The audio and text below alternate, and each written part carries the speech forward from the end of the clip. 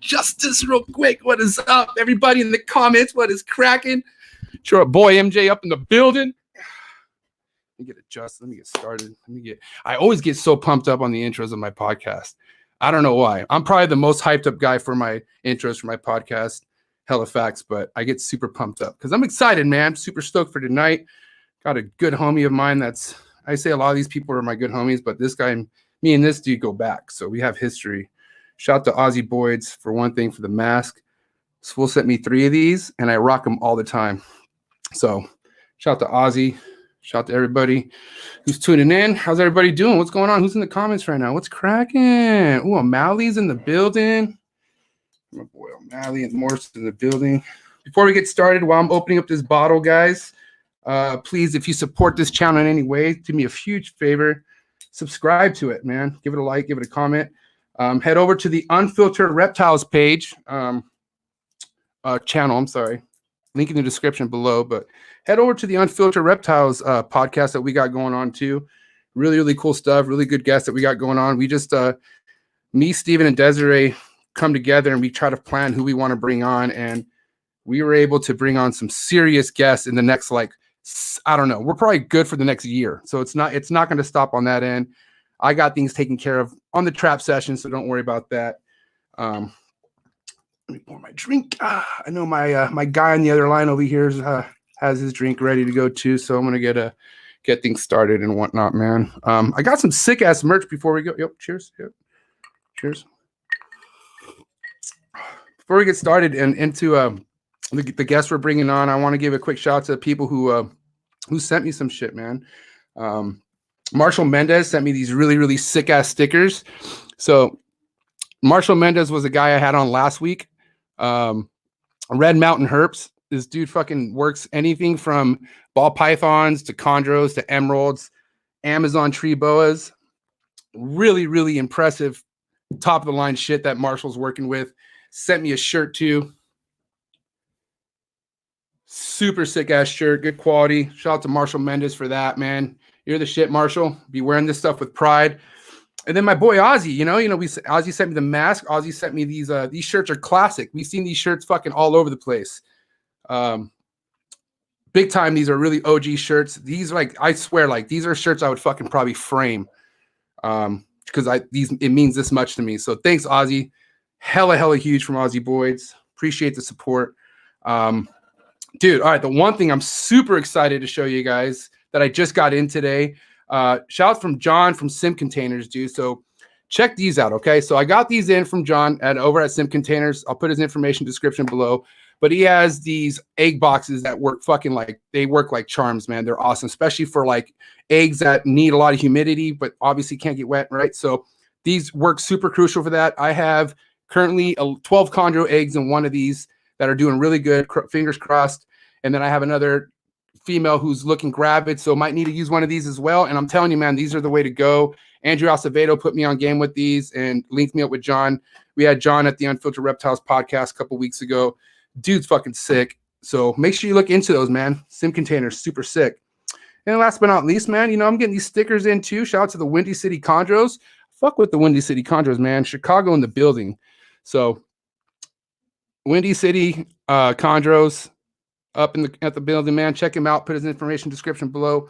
But yeah, guys, keep sending me your shit. I'm stoked. This is sick. I'm loving it. You guys are awesome.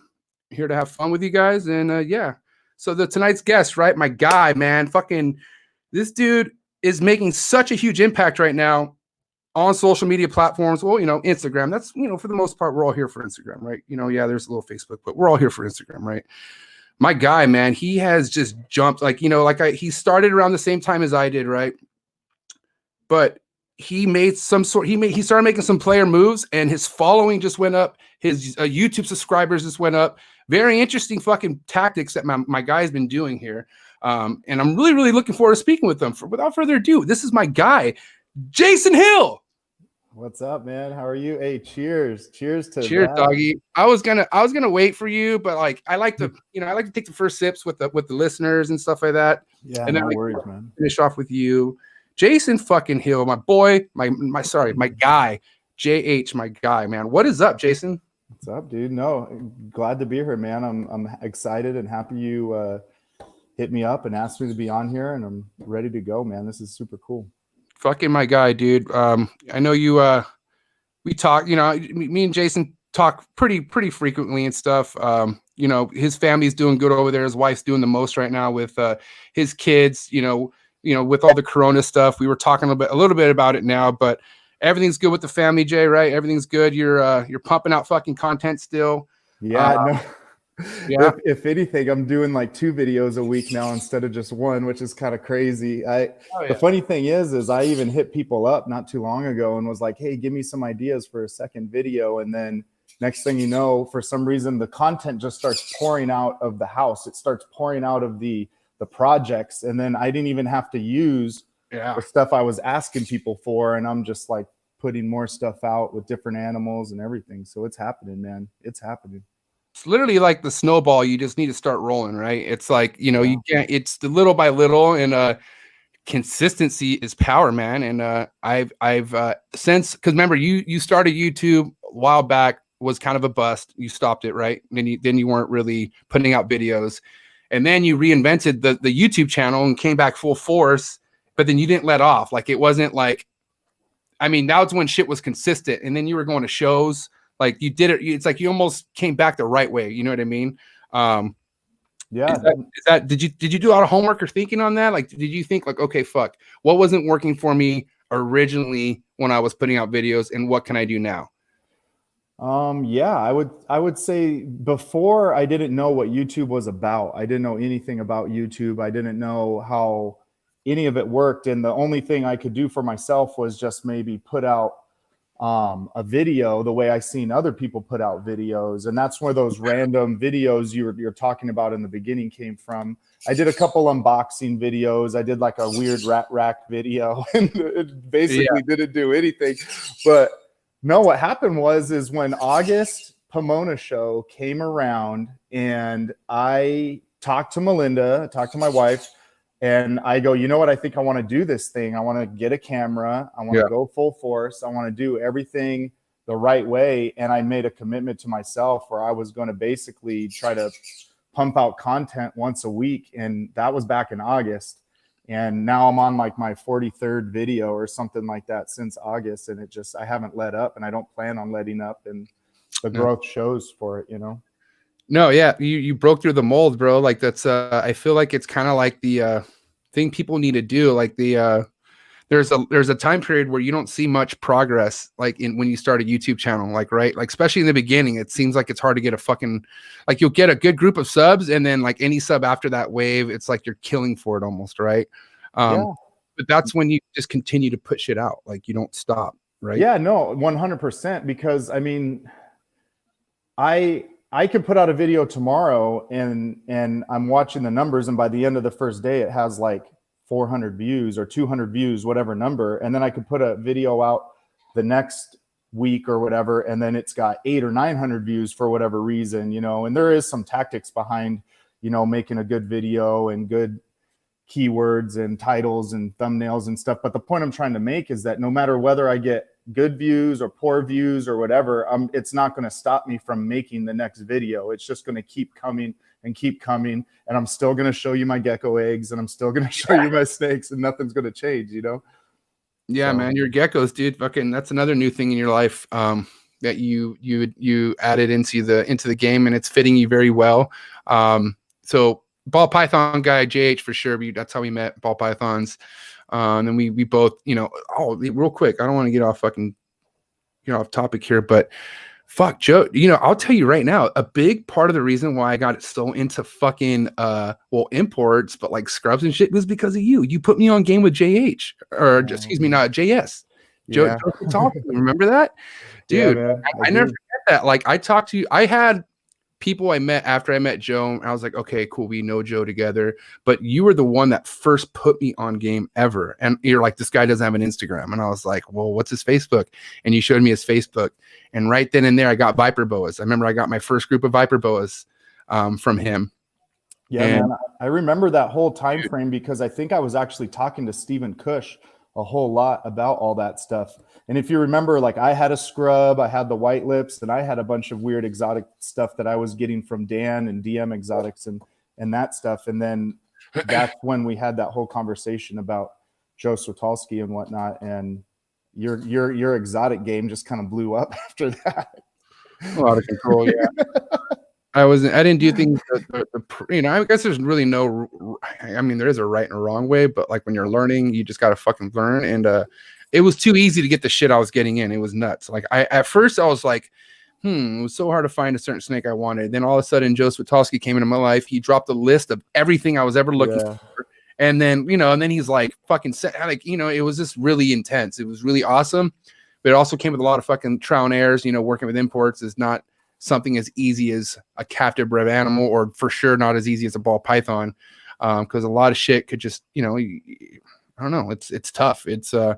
I don't want to say I don't recommend the import game. You just need to understand what the fuck you're about to get when you get into the import game. No, I agree.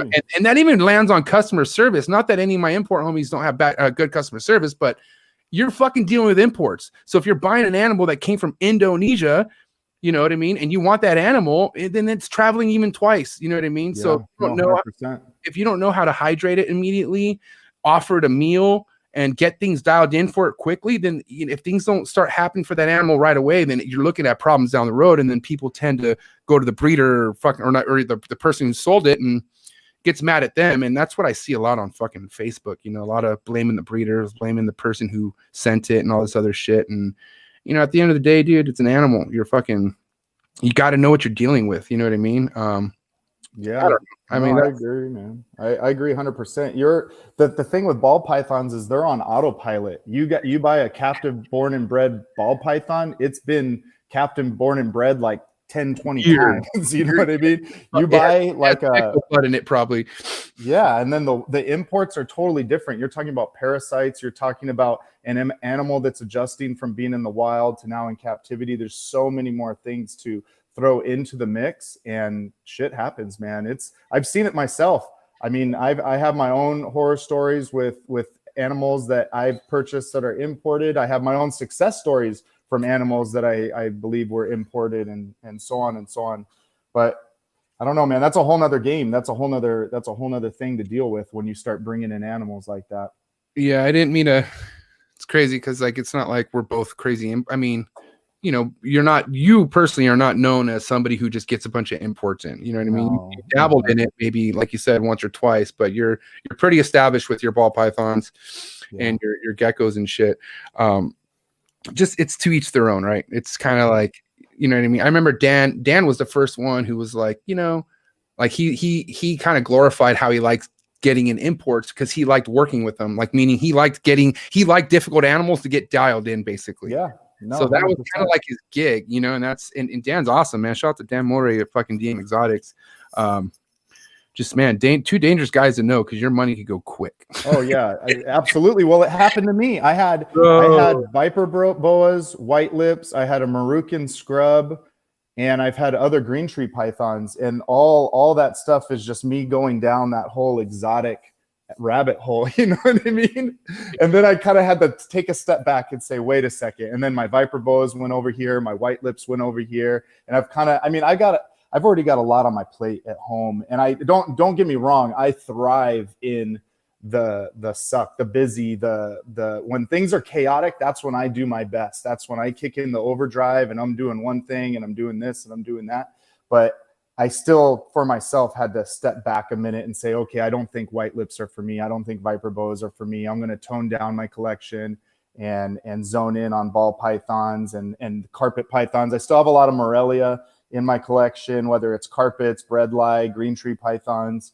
But each of my animals is all tuned on the specific care and stuff like that too. I mean, the only reason I have geckos is because they live at like room temperature practically. You know what I mean? My house and the temperatures that my house stays at is what a gecko lives in pretty much in the wild. And that's the only reason I do it. If I had to create a whole nother room for geckos the way I have snakes set up, it would have been game over. You know what I mean? But shut down city. Nope, fuck that. Take the house over.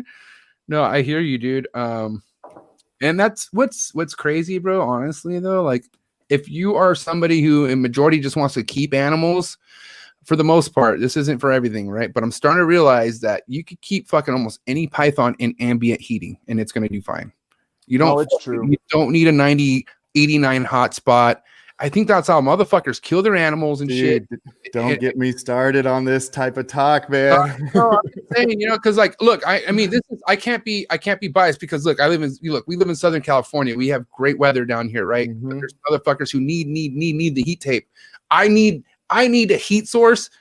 Technically, maybe 3 months out of the year, if I really need to heat shit up. Now that doesn't go for my pregnant stuff. You know, I obviously they need that heat source also, but I just feel like so many things are overly thought and overly ran because what is said and what is done, and they don't realize like, look, it's an animal. You know, you fucking look at your surroundings. Like, are you in Alaska or like fucking, you know, Maryland where it gets fucking negative something else? No, then why do you have 90 fucking degree heat tape on your shit? But it's like, how do people know better until they kill their shit? You know what I mean? Or something. You're 100% right, and that's one of the things that I think is so interesting about the hobby. And I've had some of the coolest discussions with Riley, with even Dave Kaufman, Forrest Fanning, rest in peace. I've had some of the coolest conversations with those guys about this one topic, and the topic is, what do they need? Not what do you think they should have, not what does the care sheet say, it's what do they need. And the fact of the matter is that when temperatures are so high, the animal's hiding. When temperatures are optimal, that's when the animal's out, and that's the temperature that animal needs to thrive. You know what I mean? There's so much behind it and so much research you can do. So I have enough jungles, man. Fucking Riley. Shout to Riley Jimison. Yeah. I love that guy.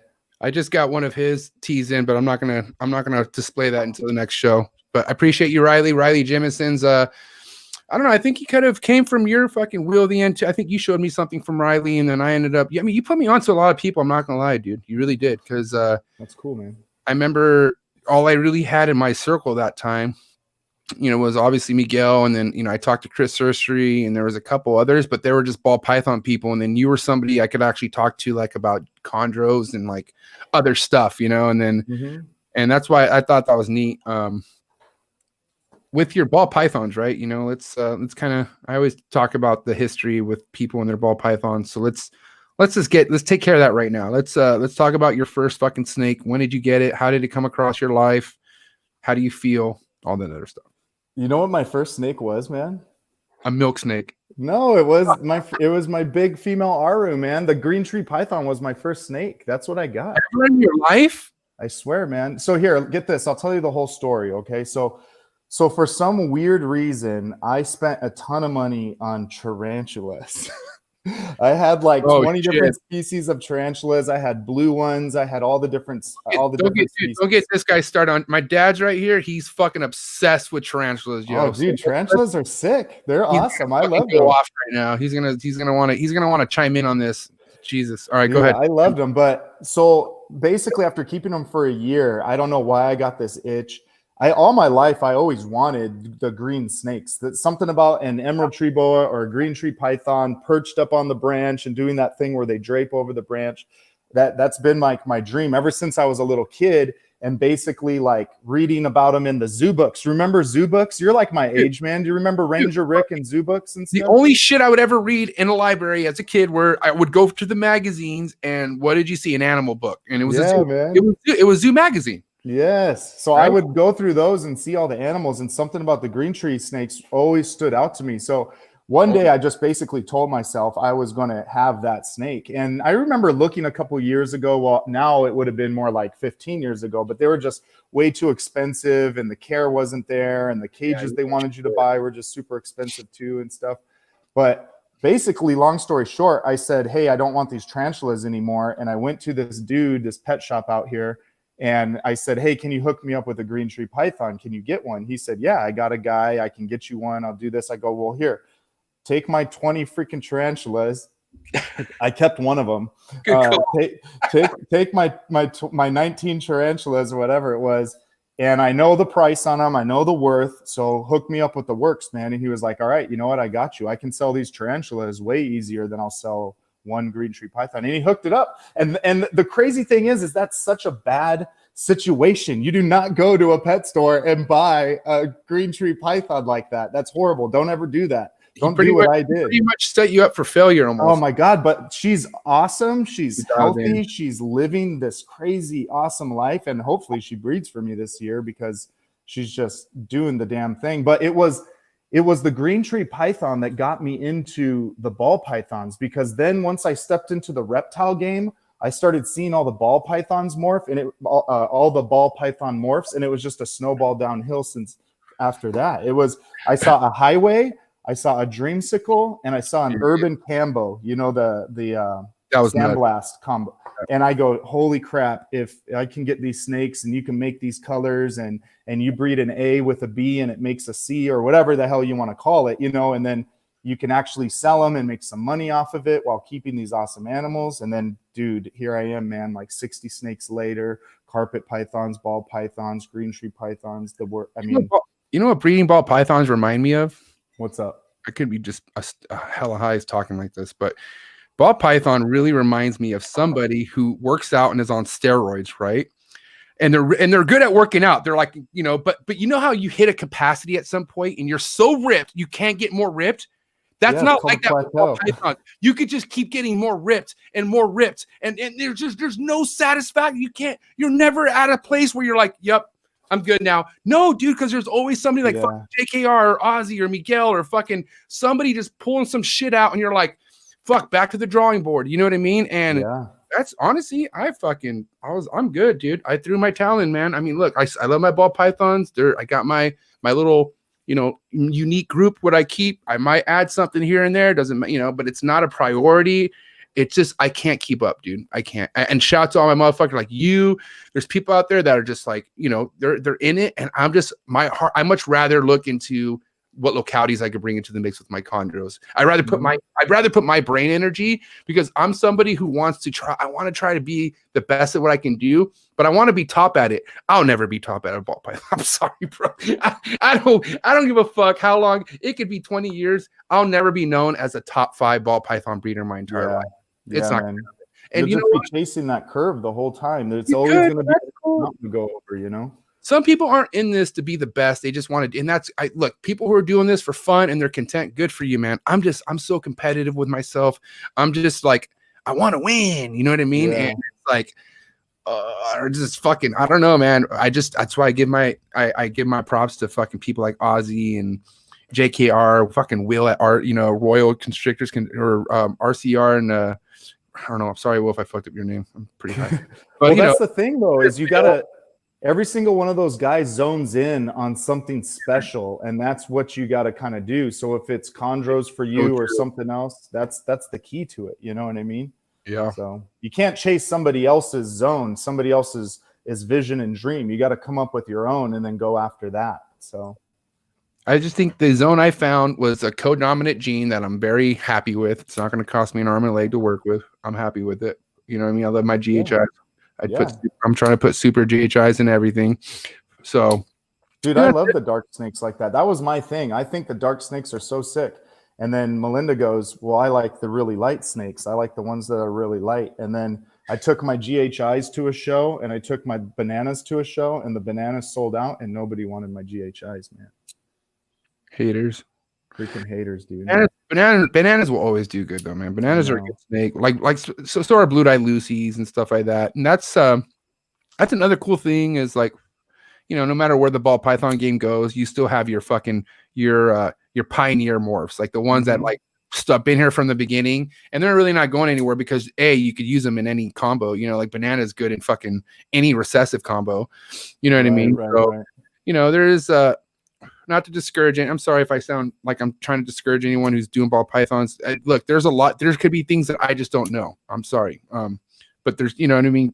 Whatever your heart feels, fucking do it. That's all I got to say. Yeah, no, 100%. I agree. And, so yeah, let's talk about, you have 3 kids, 3 beautiful kids, man. It's not easy. You know what I mean? As far as, not that I know from experience, I just know having kids, having a family life, managing snakes, managing YouTube, stay on top of that. It's a juggle, man. How do you do it? I don't know. I don't know if I really even have a good answer for that, because all I can think about is what I do day to day and what I do. And I work, like normal hours for once, 8 to 4, and I come home, I say hi to everybody, I walk around, I hang out with everybody. And next thing you know, I'm like outside with the kids and I'm cleaning something, or I'm filling up water bowls, or I'm inside with the kids and I'm joking around with them, but then I'm digging through like a tub and finding lychee eggs or something. You know what I'm trying to say? Like somehow it all manages to work its way out, like through each other. And then what happens is I just come home and I go, oh, hey, Melinda, you know what? I think I need to film a video today. Or, oh, I got to film a video. And I just start recording myself talking while everybody's living life in the background, And I'm just like pointing them out. Oh, yeah, I'm joking around. Melinda's been sitting on the couch for 3 days. And that's in my video. You know what I mean? That goes into my video. And I'm talking about quarantine life and all these things. So the only way I know how to do it is to just have everything mashed together. That's the only way it's ever going to work. I can't separate it. It's all a family thing. It's all one piece. And Awesome. And that's how it is. But it's also something I need too, because it's also my like unwind and my like me and work and everything else. I start to do this, and then all this extra crap brings me back to where I need to be. You know what I mean? And it grounds me and it lets me relax. And I don't know, man, I just love it. And then I told you before, see, and this might play a part too. I grew up in a family, and I think some of my sisters and my parents are watching right now. I grew up in a huge family. I have 4 sisters, man, and I'm the oldest. Nice. 4 sisters. So I literally grew up in this chaos. Yelling, screaming, I had it bad. all sorts of stuff. Everybody's always asking me, oh, why are you yelling at me? Why are you so loud? Why are you this, dude? And all I can blame it on is just I grew up in a house with everybody around me all the time, yelling, screaming, fighting with each other, doing whatever, going here, going there. And that's, I have to be in that mode. I have to be around everybody, and I have to have something going on all the time. I don't know. It's just the way it is. I think the biggest thing that you said right now that I took away was that it's so routine to you, you don't even notice yourself doing it. It's like, and that's what it, and dude, that's why shit, there's people I bring to my snake collection or snake trap, and they're like, how do you fucking manage all this? And in my eyes, I'm like, yo, I'm trying to double this size. Like, I personally feel like I'm not even capped out, even though that is stretching it, but everything is it's so routine now. Like, you know what I mean? It happens. You definitely need to get into your mode and do shit. Yeah. Yep. Because there's even, and that's the hard thing about YouTube stuff. There's times where you just don't want to put shit out. Like, you're like, fuck, I just don't feel like, and I'll tell you what, the hardest thing for me to do content is at a show. I don't know how fucking Miguel, I don't know how you guys do that, because I'm so like there. Like, I can't, like, my ADD does not allow to be like, all right, stop what you're doing and record shit. I almost don't even care about recording shit. You know what I mean? But having that content at shows is what people love to see. Like, people fucking fiend for that, because a lot of people can't go to shows, especially like these big ones in Tinley and all these other, Arlington that you've been to. Fucking the bull ride, that was nuts. You rode a bull, dog. That's crazy. Man, honestly, bro, I've done crazy shit in my life, and that's probably why I would have passed on the bull, because I've done a lot of stupid shit. I don't need to prove anything to anyone, but to say you rode a bull, that's pretty like, that's a Hercules, like, savage bucket list thing to do. That's like, fuck, I rode and it was a big bull. I saw it. It was huge. Yeah, man. I don't know. I think I sat there when the whole topic got brought up of, hey, we're gonna do bull riding. I immediately thought about something I've never done in my life, something that a lot of people will never do, and something that I'll probably never get the opportunity to do it again. So I literally just told myself I have to do this, and I'm going to do it. And I will say, I don't know what it's like jumping out of a plane and skydiving, but sitting on the back of that 2,000-pound bull and that dude counting it down before he pulls the string and then the gate opens up was probably pretty damn close. I didn't get to see anyone else's face, but look, we both know Miguel for the same amount of time. I've never in my life seen this guy this scared over anything. Like, nothing has ever faced this guy but that. And I was like, yo, he is low-key concerned. I think he wants to get off that bull. That's what I was thinking.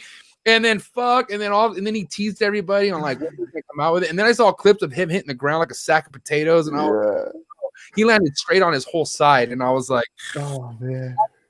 And I don't know how Harrison pulled it off. Little fucking Harry. I heard he did better than everybody else. Dude, he stayed on a long time, man. I'm just thinking about all this stuff is putting it all back in my mind, and it's so crazy. But man, dude, I can't. I don't even know what to say, man. I wanted to be there, and like if I was there, my macho ass would have been like, "Oh, I'm gonna do it," and I think I would have fucked myself up because I'm accident prone. I've hurt myself a lot. Oh man, that's why I'm kind of watch from afar. But man, that was fucking some ballsy shit, bro. Yeah, right? Man. What do you want to say about that?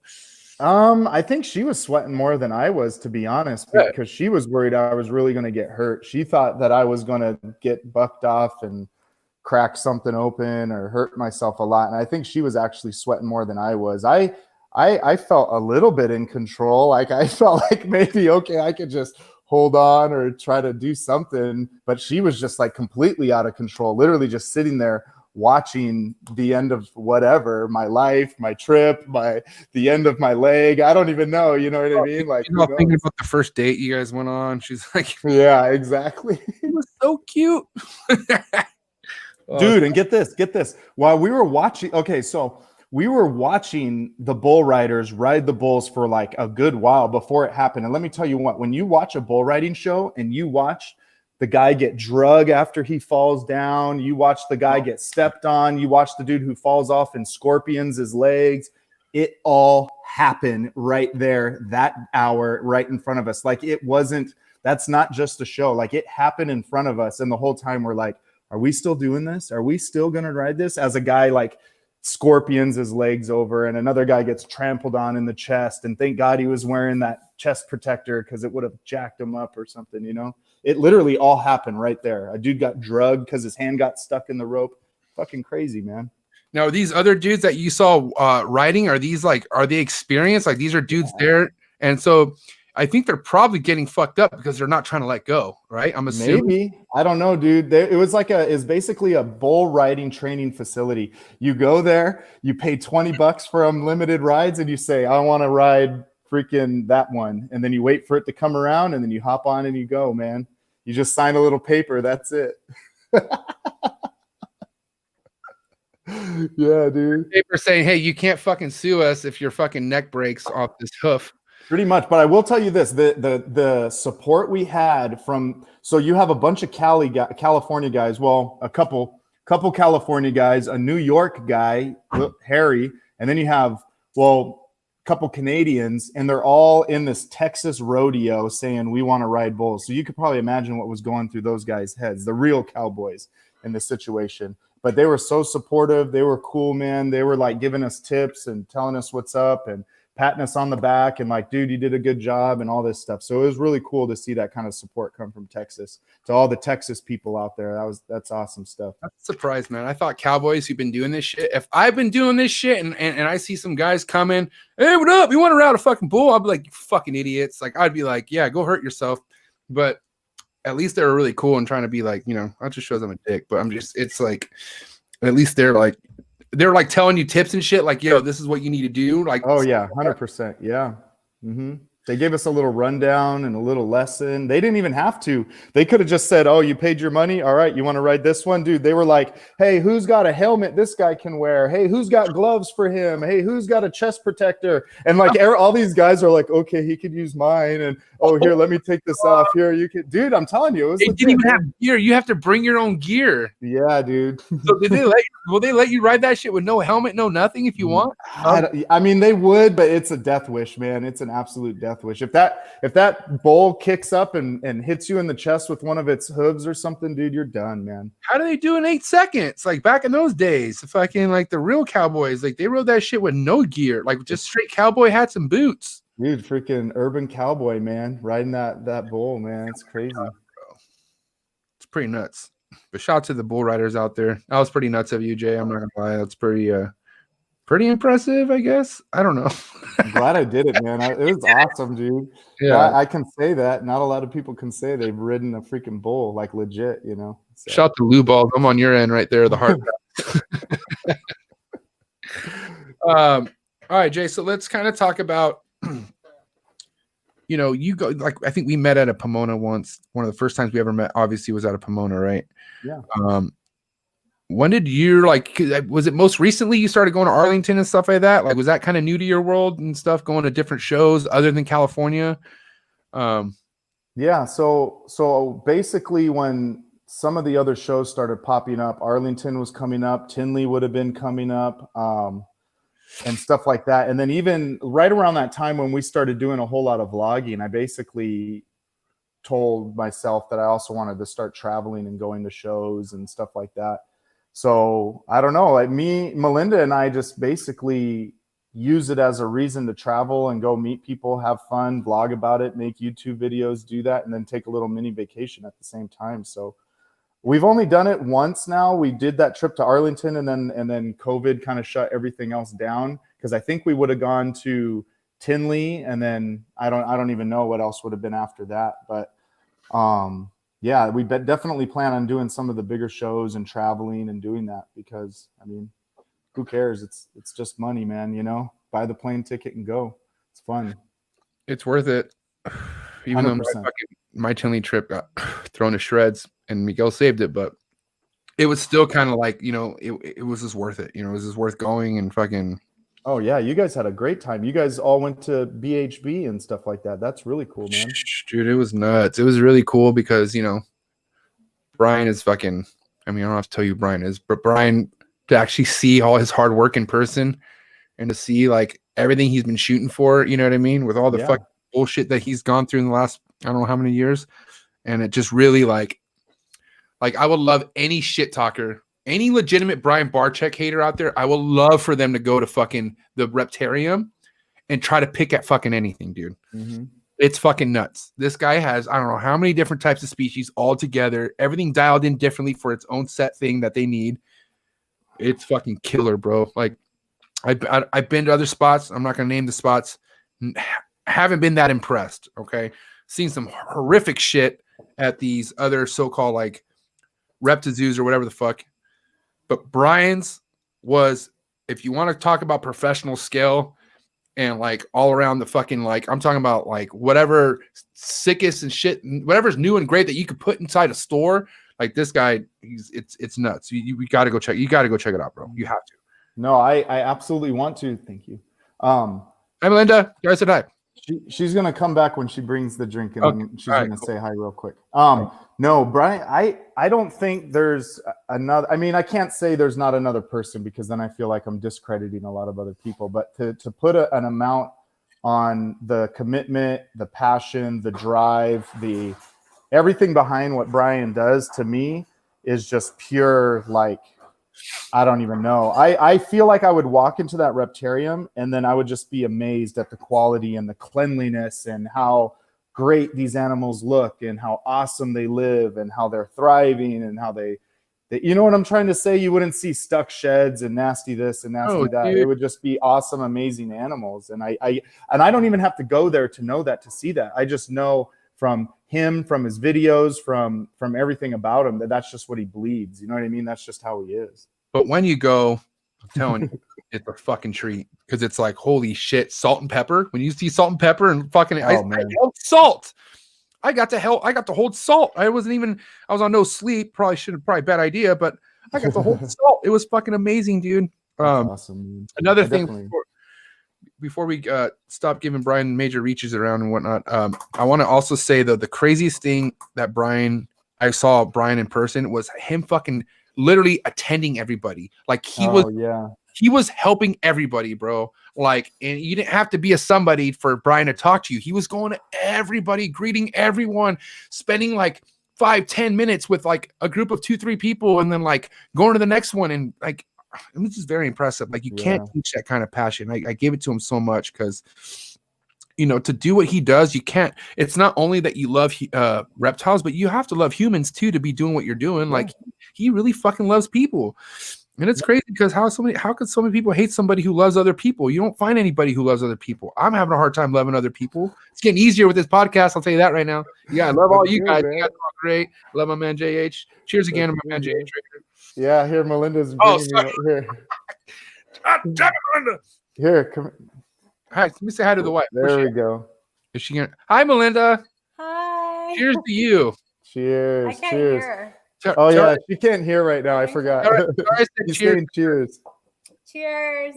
Tell her she's killing it as a mom and as a wife. He says you're killing it as a mom and a wife. Here, put the headphone on. Can you hear? Hi, Melinda. Hi, how are you? I'm good. I just want to say that your mother and wife skills are very player, and you're doing a hell of a job. Thank you. I'm trying. You have a lot of big supporters over here, and we love your husband. So Oh, I love him too. you guys are killing it. Your kids are awesome. Thank you. Bye. Awesome. Shout out to all the wives out there. Melinda's a good man. example of one. She's killing it. Yeah, all the Tinas, all the Melindas, all the Lilies, all the Desirees, all the fucking if I'm missing all the Brian Cusco's in the building, all the Hillarys. I don't even like the name Hillary, but now I like the name Hillary because of fucking Brian. I never thought the name Hillary would ever come back into my good graces, and now I just love it. So shout out to my man Brian Cusco. Yeah, man. Your wife support, bro. You and your wife go back how far? You guys are like high school sweethearts, right? Dude, everybody says that, but it's not. I'm kind of old, man. We met when I think I was like 22 or 23, but we were going on like, this is going to be 10 years for us married, but we've got like 15 years total time together, I would say. Wait, you're right. Aren't you born 85? No, man, I'm older than that. You are? Yeah. Heavy. I'll take it though. I'll take it. You're not that much older than 85 though. What are you, fucking Benjamin Button? Like, that's fucking weird. You look 2 years. Okay, all right. 82. Oh, 82. Yeah, you're my sister's. My sister was born 82. 82 was lit. Yeah. Melinda's born in 85 actually. She's actually born in 85. I'm born in 82. So not that far apart. That's not that bad. Shit, I got my wife by like 10 years. All right.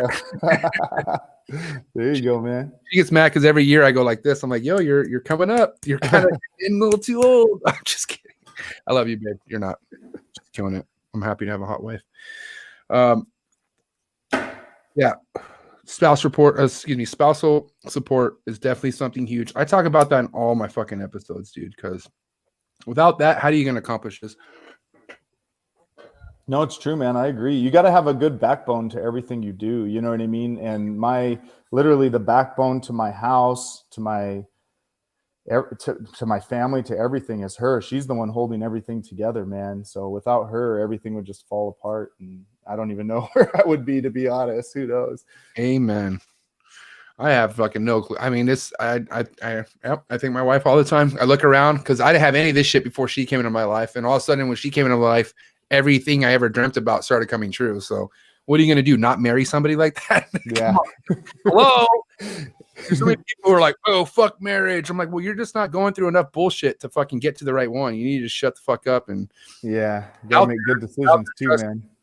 Loyalty's out there. You just got to fucking be loyal yourself. And that's just what happens, you know what I mean? So yeah, good shit, man. Super. I'll tell you right now, it's one of the things that, admire. Now I gotta cheers Melinda real quick. She just heard me talk all about it. Cheers as well. But it's funny. You would think, well, a lot of people would think that why I admire people like Miguel and even like yourself so much is because you guys are. It's not because of the snakes you work with or the breeding that you do. It's how family oriented you guys are. And I'm a family guy, dude. Family, what drives me. I fucking love my family. You know what I mean? And it's just you got to have everything taken care of for everything to work. Like, you know what I mean? It's not just giving a fuck about one thing. It's having to manage all, and I feel like that's why things are coming together for you, bro. Well, yeah, I think about it too, is like, do you think you kind of got to be some kind of psycho to be able to like have this horrible situation behind you, but then get on camera and be like, what's up, everybody? What's going on? Welcome to YouTube. You know what I mean? You can't do that. I can't fake that. I'm not some I can't flip a switch. So if I'm not happy at home, I can't get on a camera and put out video and put out content. You know what I mean? So you have to have this balance and this happiness and this vibe going on. You know what I mean? And I have to have that around me too. I don't want things weird or crappy or people to be upset. You know what I mean? It's not a good way to live. I think that's why I went the podcast route, because I could be fucking upset. I could be like, yo, these are my feelings and you're on my fucking podcast right now. Man. I haven't had to do that. Dude, listen, anybody I brought on has just upped my spirit. It makes me very happy. Yeah, it's good. You know, and I bring on who I want to bring on. It's not because fucking, you know, Sure. not that I would never take someone's considerations. You know, I have people telling me all the time, you should consider bringing this person on. And I appreciate that. That's more for the unfiltered reptiles, though. This is more like I'm probably going to bring people on that you guys who has maybe had nothing to ever do with snakes. I don't fucking know. I was supposed to, I mean, not that it matters to you for anything, but I was supposed to go live earlier this afternoon with somebody from prison. Oh, well. Dead ass curious. Good family friend of my sister. I mean, good friend of my sister's, good family friend of ours. And, you know, he's just been involved with shit, you know, just that lifestyle. And he's doing 18 years in prison. Oh man. Yep. And he's already been there. He's already been there for like 13 years. He comes out in 2023. So he's pretty established. Let's just say that. Jesus. Wow. But he's all like, you know what I mean? I don't know how much money he's making in prison, but like he's like, yo, I'm buying he's telling me what snakes he wants when he gets out and all this shit, and like literally doing research on stuff. So I was like, dude, you know, I was like, I'm gonna fucking why like if you're somebody who is interest, why not bring him on? I don't give a fuck, you know. I got nothing with you. I got nothing with you do. I got nothing to do with you having a phone in prison. I didn't send it to you. You know what I mean? I don't know. So I think, man, it was one of those like birds. They put the phone in the bird and it flew over the fence and then died or something. Never mind.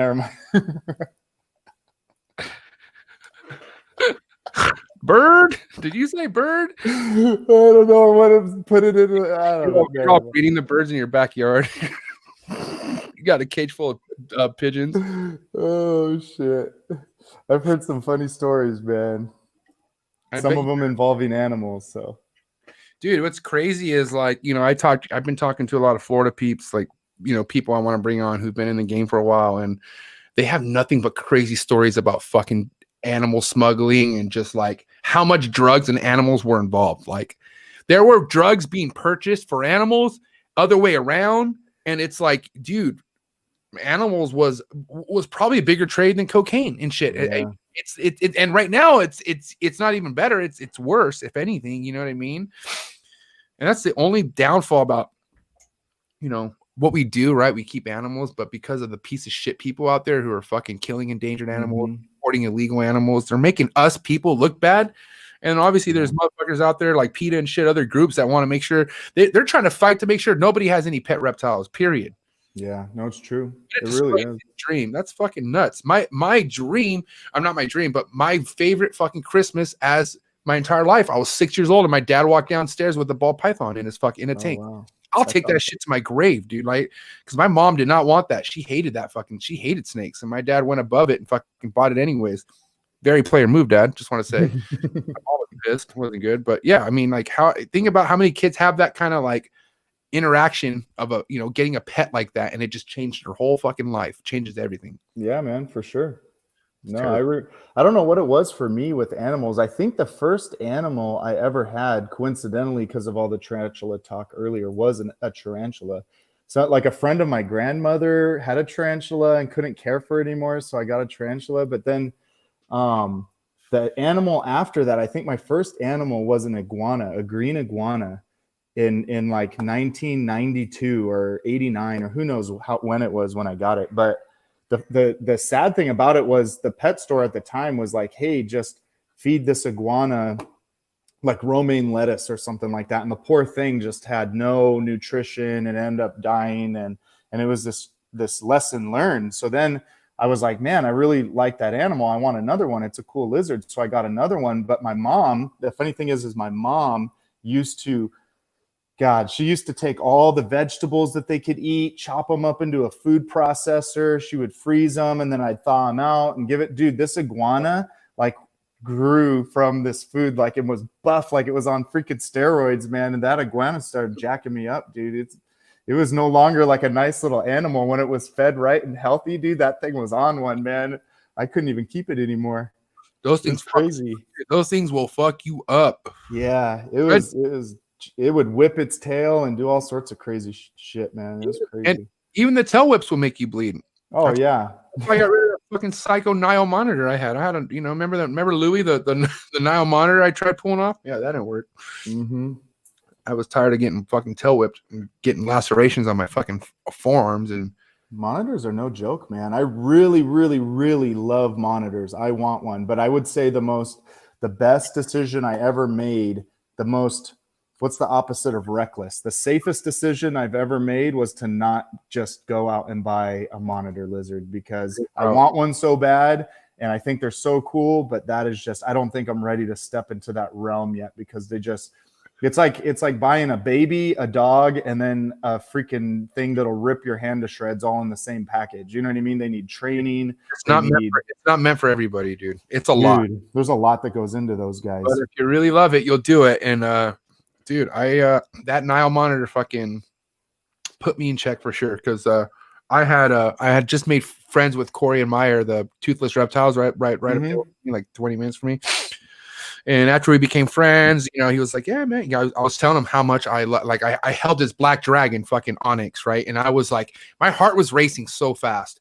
And I was like, I need one of these, right? And then I also saw how much space he had him in. And I was like, fuck, that's a lot of space. And then, I was talking to him more, and he's like, yeah, I have eggs in April and fucking blah, blah. And, he gave me a price, and I could either get if everything went well, I could get a croc monitor hatching from, or a black dragon. And the crocs were really expensive. So I was like, fuck, I can't. But I really wanted to get the black dragon. So I was like, you know what? I think I'm going to do the black dragon. So I started getting my mind ready. It was a few months out. Or 2 months out. So I ended up getting, I don't know what the fuck was wrong with me. I was at a pet store, and I don't ever do this, but I saw this monitor. It looked like a water monitor, but it was a Nile monitor, and it just had monitor on the glass, had nothing else but monitor, and it was $50. And I was like, dude, I kept looking at it. I saw the yellow, I saw the spots, and I was like, dude, maybe they just mispriced it. I was like, maybe I could just come up off this and fucking, you know what I mean? Like, I even had the little illness of flipping it, which isn't, I don't do that. But I was thinking of worst case scenarios. If I buy this, I can at least fucking get something back. It's only $50. Sure. And it turns out to be a fucking Nile monitor. And as I'm doing research, I realized nobody wants Niles. Nobody works for Niles. Fuck Niles. Fuck Niles. And they're seeing them for $30. And I'm like, what? I paid $20 more. But anyways, this was a really nice looking Nile. And I was like, look, if I could get this, if I could work with this, I could work with anything. I feel like, and that's what I told myself mentally. And nope. I mean, I had that fucker for like what? I had that fucker for like for about 8 months. But by the time the black dragon eggs were ready, I was so like in over myself with the Nile. I was like, I can't get a black dragon. I was like, fuck, I can't. I was like, look what this Nile is doing to me. Yeah. I was like, what are we going to add another one? So everything came to a halt because of that Nile. And I'm glad that it did, because imagine having to learn that with a $3,000 animal. You know what I mean? Right. For $50 Nile, which, you can't. I think Niles are awesome. I think it was an import, obviously. It was really mentally fucked. It was no calming that thing down. Louis was he was spazzed out. Louis never even ate in front of me, bro. Jeez. The whole time I had him, and that's all I wanted a monitor for, so I could watch it eat. I want to watch that shit eat. Yeah. I could never in my life get the thing to eat in front of me, dude. Boring. That's crazy, man. Those things are crazy. Got over it. Got over getting bleed. And then he was making me bleed, and I was like, what am I doing with this thing? Like, at least let me watch you eat if you're gonna make me bleed, Yeah. So that's funny. You said that you're happy you didn't just jump into getting a monitor. So are you game planning? What's going on with that? I don't know, because I would need to get the space. I feel like I've seen, I don't know his name, but I follow the Toothless Reptiles guy, and I saw, actually, speaking of black dragons, I just saw all he's got all those males and females chipped and stuff, and those are awesome animals. But yeah, I don't know, man. I really don't know, because I feel like I would really want to give it that giant like enclosure that they kind of need and use, and I just don't know if I'd ever really be able to offer that. And having stuff outside is kind of tricky where I'm at, because it gets super, super hot during the summers and really, really cold. And there's not a whole lot of in between. It's either like 90 to 105 degrees outside, or it's like -20 in the middle of the night in winter. So I just don't know what my options are. I don't know. I've got enough kids and family members. I don't have room for like an 8-foot or 7-foot monitor lizard. You know what I mean? Yeah, I hear you, dude. It's a whole nother level. I mean, the reason why I'm just like, yo, chill the fuck out on getting a monitor, because look, when I'm old and fat and I'm like Tom Crutchfield and I'm just like, yo, I could add a fucking croc monitor if I want. Then I'm gonna do it then, when I have time on my hands. You know what I mean? Yeah. Right now I gotta hustle, I gotta grind, I gotta be on the move, I gotta fucking, there's things where I can't be at home, you know what I mean? And Yeah. for the most part, Lily has my snakes dialed in. She's taking care of my whole collection for a week one time. Dang, that's pretty cool, man. Monitor, it's different, dude. Yeah. You know what I mean? And so I just don't. I'm glad I have a lot on my plate, but I don't have any monitors on my plate. So you did see what I just got, though, right? Did you? Did you see my? Oh, the beaded. Why don't you show us? Pick it up and show. Dude, I actually could. It's pretty chill. It's pretty. Oh yeah, let's talk about that. Okay. You just brought up a good topic. I'm gonna talk about how we. I want to talk about how we beefed back in the day. But go ahead. No. Let me see, dude. Check this thing out. I don't know how well it's going to show up on here, but I haven't posted anything because I was trying to keep it low key for the YouTube channel. But dude, God damn it, Miguel. Miguel knows I've been wanting one of those for a long time. that thing is so hard. Look at the color on his back and everything, man. That thing is awesome. I'm so excited for that thing. That's the one he's had it for almost a year now, right? Like, because he got a couple of them, or are these new? I don't even know. The one that I got from Jonathan Merrill from Taboo Exotics. Oh, right. Miguel either has one or two, and I know one of them's like almost a year or two old, and I think it's actually getting pretty big now. This guy's a hatchling, and he's like yay big. So you didn't get that from Miguel? Mm-mm. Oh, my bad, Miguel. I take it back, because you fucking hella got me on that, because you did a video where he came to your house, or you did something where he was in it, and I just fucking obviously I jumped the gun, and I was like, he fucking sold him one of his beadeds. I can't believe it. I was so butthurt, because I've been trying to get like my hands on one of those, and I kind of just put it off for a while, and then all of a sudden I see you get one, and I'm like, son of a bitch. But you got it from Taboo. That's where he got his from. It might have been, actually. It might have been. I'm not sure. I know there's a couple people that actually breed them and stuff in the little circle and group down here in Southern California. But yeah, I got mine from Jonathan Merrill, Taboo Exotics. He's a solid dude. He makes racks too. He makes cool PVC racks. So check him out. Little plug there for him. Miguel just texted me saying, "Yeah, that's right. You better say sorry." Whatever, dude. I always do that. I try to get pissed at Miguel, and then it turns out I'm the fucking idiot who was not thinking it right. And story of my life. Let's bring that up. So Jason's a really good guy, right? There should be no reason why you should have beef with a guy like Jason. Not me. I had during my heyday of anger and fucking just literally not thinking straight. Let's talk about the time. Are you sure you want to talk about it, man? Are you sure? I love you. We're good now. Now we're friends. Look, I have nothing to hide about who I used to be or who I kind of am or what the fuck ever. But this is so people can obviously learn the lesson and fucking not do what I do, right? But I'll take us back, okay? So this is also going through a really, really hard time in my life, job-wise, and I was going through it anyways. But I had finally got my first clutch. My first clutch was here, right? And me and Jay, I fucking, I don't know what it was, but I would sometimes just snap on Jay. And Jason just he was already kind of getting over it. And we were friends. Like, we talked all the time, almost every day, right? So we would always talk in DMs. And then there was a one time where I got my first clutch. I wasn't even home, and my boy came over, and he cut it. And my boy was telling me what he thought they were. And he told me he thought they were super cinnamons. And I was like, so it's not even my fault. It's your friend's fault, man. Dude, yeah, not even, dude. This is I'm embarrassed, but I'm not embarrassed. I don't give a fuck because now we're friends, and this is why this podcast is juicy. But yeah, I love it. So I'm texting Jason because Jason's one of the few people who I'm excited to kind of share my first clutch with and stuff like that. And I'm like, yo, he's like, what is it? What do you think it is? I'm pretty sure it's. And I told him, I was like, it's a super cinnamon. I was super confident it was a super cinnamon, even though it wasn't. I was like, it's a super cinnamon, bro. And he's like, oh. And Jason's like, oh, okay. I heard there's a lot of complications with those, or they have a lot of deformities. And yo, you should have felt how red my fucking face got. I was like, what the? And because I didn't know about this, appeared about super cinnamons. I mean, I guess there are a lot of true facts that super cinnamons, there's issues with them, which I didn't know. So I didn't believe it when he told me this. And I thought he was just fucking hating. I thought Jason was just flat out fucking hating. And boy, did I go off on him. And Jason was just like, it was so bad, bro. I just was fucking just because I was so excited. And then as soon as I got feedback from my first person, it was from Jason. Jason's like, yeah, I don't know, man. Those are probably gonna have some deformities with it or something. I was like, oh, I was fucking my eyes, dude. Like I had no control back then, dude. And I'm sorry, Jason. I fucking You know what, man? I think it's really cool. First, I don't think you need to. I think it's cool that you did because you got a good tech character too, man.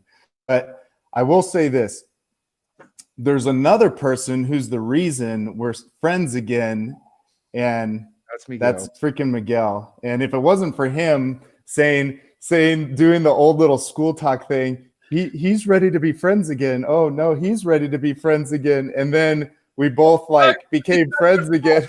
It was me. Like I held a tiff. I held a grudge over nothing until finally Miguel had all you guys in his backyard, or you guys were chilling with him. It was Mike Porter's auction for the kid, Zach, Team Zach.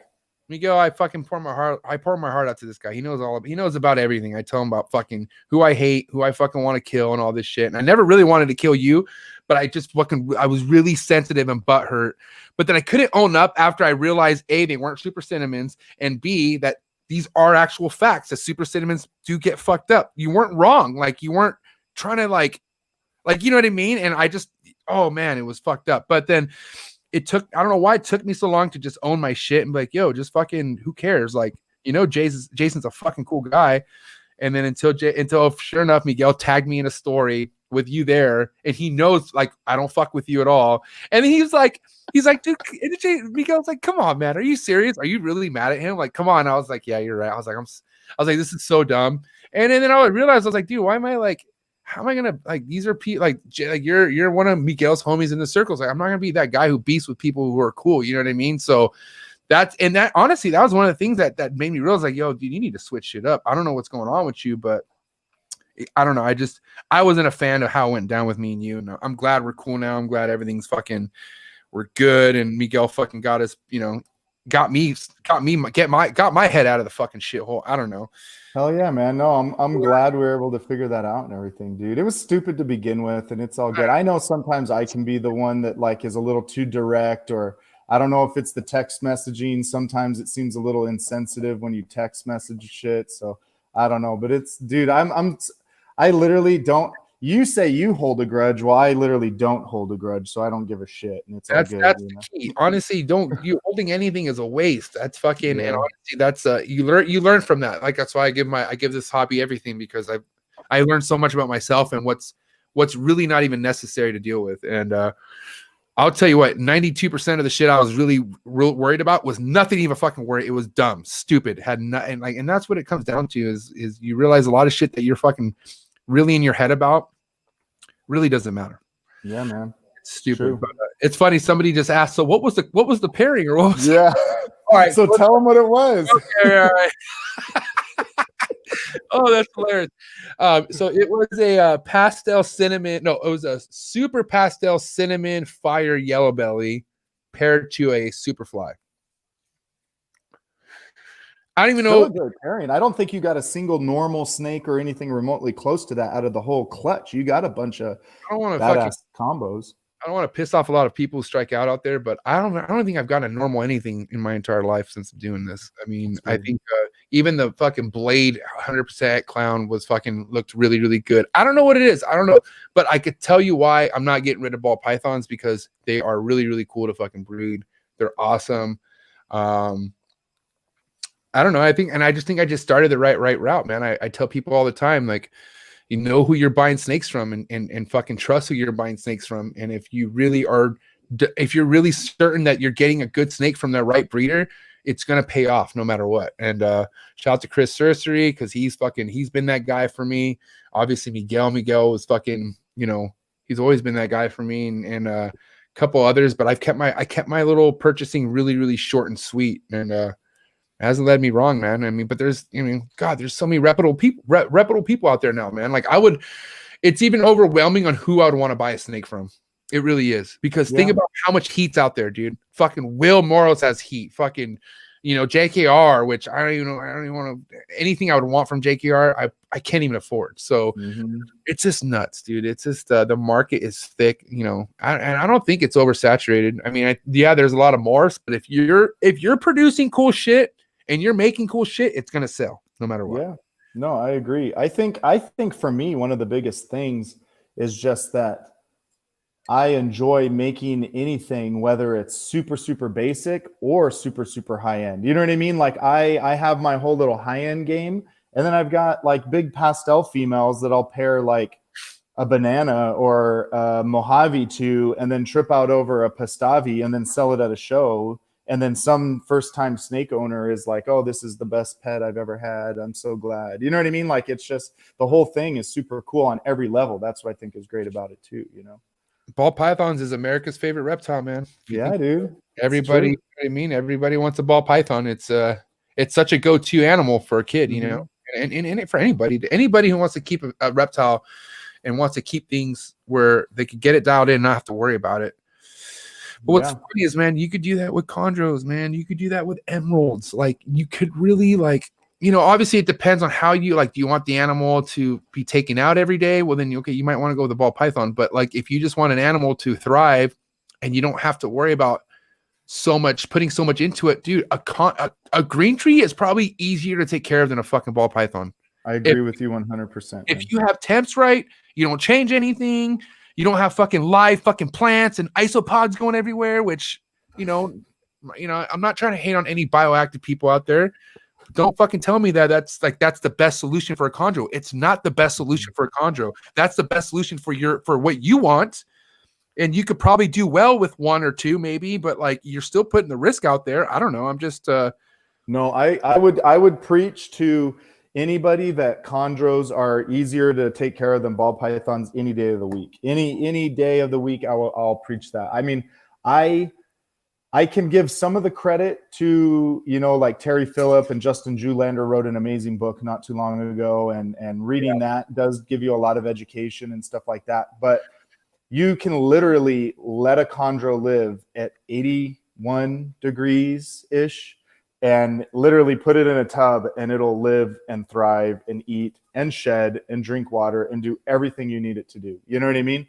Yeah. Just like that. And that's all there is to it. You just got to have that temperature. It's back down to that question we were talking about earlier, where it just boils down to what do they need? What do they need? And that's really it, you know? Simplicity, man. Chondros are so basic. They are fresh water every week. They need a meal, obviously. You can feed a chondro once every 2 weeks. Yeah, no problem. Yeah. So look, some people don't like watching an animal just perched up on a fucking branch, which I could watch an animal like that all damn day. I love it. I love it, man. Especially at night, you go and you see it cruising and stuff, dude. Oh man. But look, everyone's here for their own reason. I'm just telling you what gets me going. It's my chondros, my emeralds. I just love that they don't crawl around in their own shit after they take it and shed and do all that stuff, dude. You know? What's up with the breeding though, man? There's some fucking I don't know what it is, but there's this one particular pairing. You know, every time I pair them, I come back, there's shit all over the fucking tub. There's shit's all like, it's like, do they not like each other? Like, what's going on? Like, it's disgusting, bro. And then I'm seeing like shit that they don't normally shit. It's a different color. It's like it's almost like stress shit or something. But what they're into, man, that's what they like. Dude, it's fucking weird, bro. It was like, oh my god, I'm sick of scrubbing this every time I pair you guys. Like, are you for reals? But it could also be my whole feeding thing too. So what I typically do is I'll feed, like if I'm pairing and I separate them, I'll feed them. I'll wait like 2-3 days.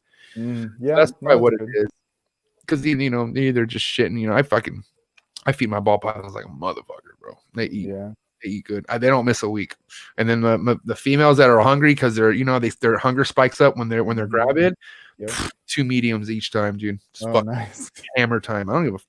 What's going to stop them in the wild? You know what I mean? You're right, 100%. That's another thing too. Is I think there's a big healthy debate to have when it comes to breeding sizes and stuff like that. Because what you just said, what's going to stop them in the wild? What's going to stop a 500-gram male from finding like an 1,100-gram female and then locking up? And if she's ready to give birth, then she's going to give birth. You know what I mean? Or lay eggs, whatever you want to call it. I haven't had success with the young male blocking. Like I've seen some tiny little fucking barely 500 gram motherfuckers locking some big ass females. And I haven't had that luck. I really haven't. So I just kind of wait the mature route. I just go, I wait till they're like 800, 900. Yeah. Or so, you know, and that's been working for me because every time I try doing them after year one, like when they're like in 600, just for me, I don't know. They don't like I had high hopes on my GHI Lesser going to my pastel sugar Enchi leopard. Oh wow. And I had 2 good locks in the beginning, and after that, fucker was just not like didn't give a fuck. And I was like, didn't want anymore, huh? And then she started building and doing stuff, and I was like, yo, I need a fucking like this is crucial locking right now. Like I need locks. So went to my GHI hypo. So yeah, man. No, there's a lot to know about it, a lot to learn. You gotta learn how to read your snakes too and stuff like that. That's one of the things I always preach in my videos is just learning the behavior, learning what they do. A lot of people want to know, oh, what does this mean? What does that mean? How do I know exactly what the snake's doing? And it's like, chill out, relax, take a step back. You need to know these 3 things. You know what I mean? And it's like, and it's the basics, and you just kind of watch and learn your snake's behavior. I'll tell you one thing that I don't do because I'm an idiot. I could call myself an idiot. No one else could call me an idiot. But I'm just saying, one thing that I lack on that I now pick up heavily with the emeralds and chondros, but this will probably help you with a lot of questions with your ball python keeping. Damn, I just broke Ian Phelps's pen. Sorry, Ian. But anyways, keeping records, man, keeping notes, sheds, you know, when they're built, you know, locks obviously are good, but also keep notes of, you know, when they're building like signs of building and, you know what I mean? Like they're, as soon as they go off food, because if when you know stuff like that, everything is like clockwork after that. Yep. It's pretty awesome. I was 100%. I was just kind of tripping out because this time last year I had like 3 clutches in the incubator. I had other stuff moving, and about a month ago or about a few weeks ago, I only had 1 girl showing signs of an ovulation, but nothing else. And I was like, dude, what's going on this year? Like, is everything not going to go? But it's because I really wasn't paying attention to the signs. And as soon as I started fucking tripping and like questioning things, then I started seeing females like blow up bigger. And then I was like, oh, what? And then guess what happened yesterday on my feeding day? 6 breeder females turned off. Oh, wow. That's perfect. All 6. I was like, what? So I had 6 females that I've been waiting. Good feeling. They just fucking turned off. And I'm like, and they're, you know, these are beastie eaters. So when you have a female who's been eating all year, beasting out, getting locks, and then she just shuts off. Yeah. No, that's good. There's really only like a couple things that I keep track of, and I do use that Reptile scan app to track all my feedings, and and I use it to track my clutches too. It's a really cool app to track feedings and clutches. But for breeding purposes, all I do is I write the locks. I write a date on my tub for a lock. So if I'm looking at these dates on my tubs, all it means is that's the day I got a lock. And then I track sheds. Because I might see an ovulation, I like miss an ovulation, but you can't deny a shed cycle. And they literally lay eggs 30 days after a shed cycle. So I keep track of locks and I keep track of sheds, and that's it. So feeding, locks, sheds, that's it. I don't palpate. I don't have a freaking ultrasound yet. And the only reason I would buy an ultrasound is not even to really, I just don't want to like burn out. Like I only want to pair my male 3 times if I only have to pair him 3 times. Dude, I don't want to put him in there 20 times if I don't have to, you know? And that's why I want to get an ultrasound. What a good topic. You just brought a good topic up. Another lesson learned that I figured out this year. Last year I talked to Billy, and this is my fault for not asking Billy to go in debt with this, but I was talking to Billy on the phone, and he's like, yeah, you know, he was telling how he has a male just fucking doing work for him. And I'm like, fuck. He's like, yeah. I was like, he told me 1 female he had it paired to, and he was stoked that he got locks. And I was like, how many times how many locks has that snake got? He's like, just 2. I was like, what? 2? And my dumbass is fucking getting like 7, 8 locks, unnecessary locks. Yeah. Like dumb, unnecessary locks. Not that I just didn't know better.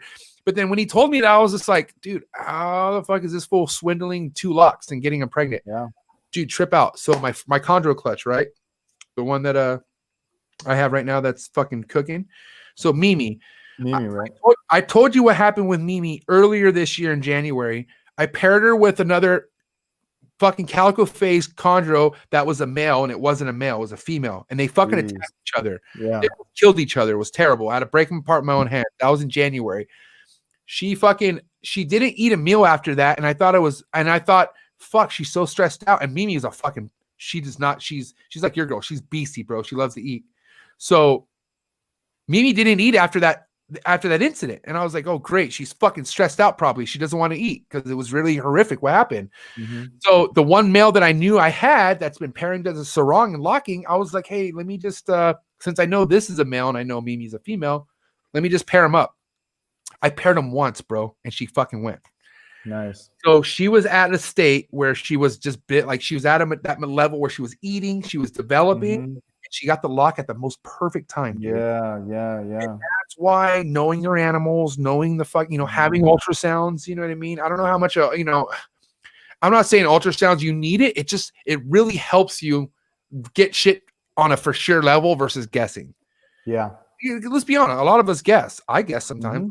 Oh yeah. No, I'm literally at a point now where all I do is pair until I see an ovulation or I see that behavior. Because when they move from the cool side to the warm side, stop eating, and I see an ovulation, that's when I stop pairing up. But until then, it's like you said, 6 locks, 7 locks, 8 locks, and you're like, what the heck is this even necessary? And then you talk to I talked to Miguel, and he's like, dude, I only pair 3 times. I ultrasound. Oh, the follicles are this side. I throw the male in. I get a lock. Okay, let's let it breathe for a little bit. I do it again. I got them. Now they're this big. Let's throw the male in again. And he's like, 3 locks, done, and we're good to go. And he freaking gets 89 clutches a year or whatever it was he got last year, and it's just, it dials it in and saves your animals in the long run. Because who knows what's happening to these males when they're paired up so many times. Maybe they'll eventually start shooting blanks, or maybe they get injured, or maybe they just get worn out. I don't know. I really don't know, but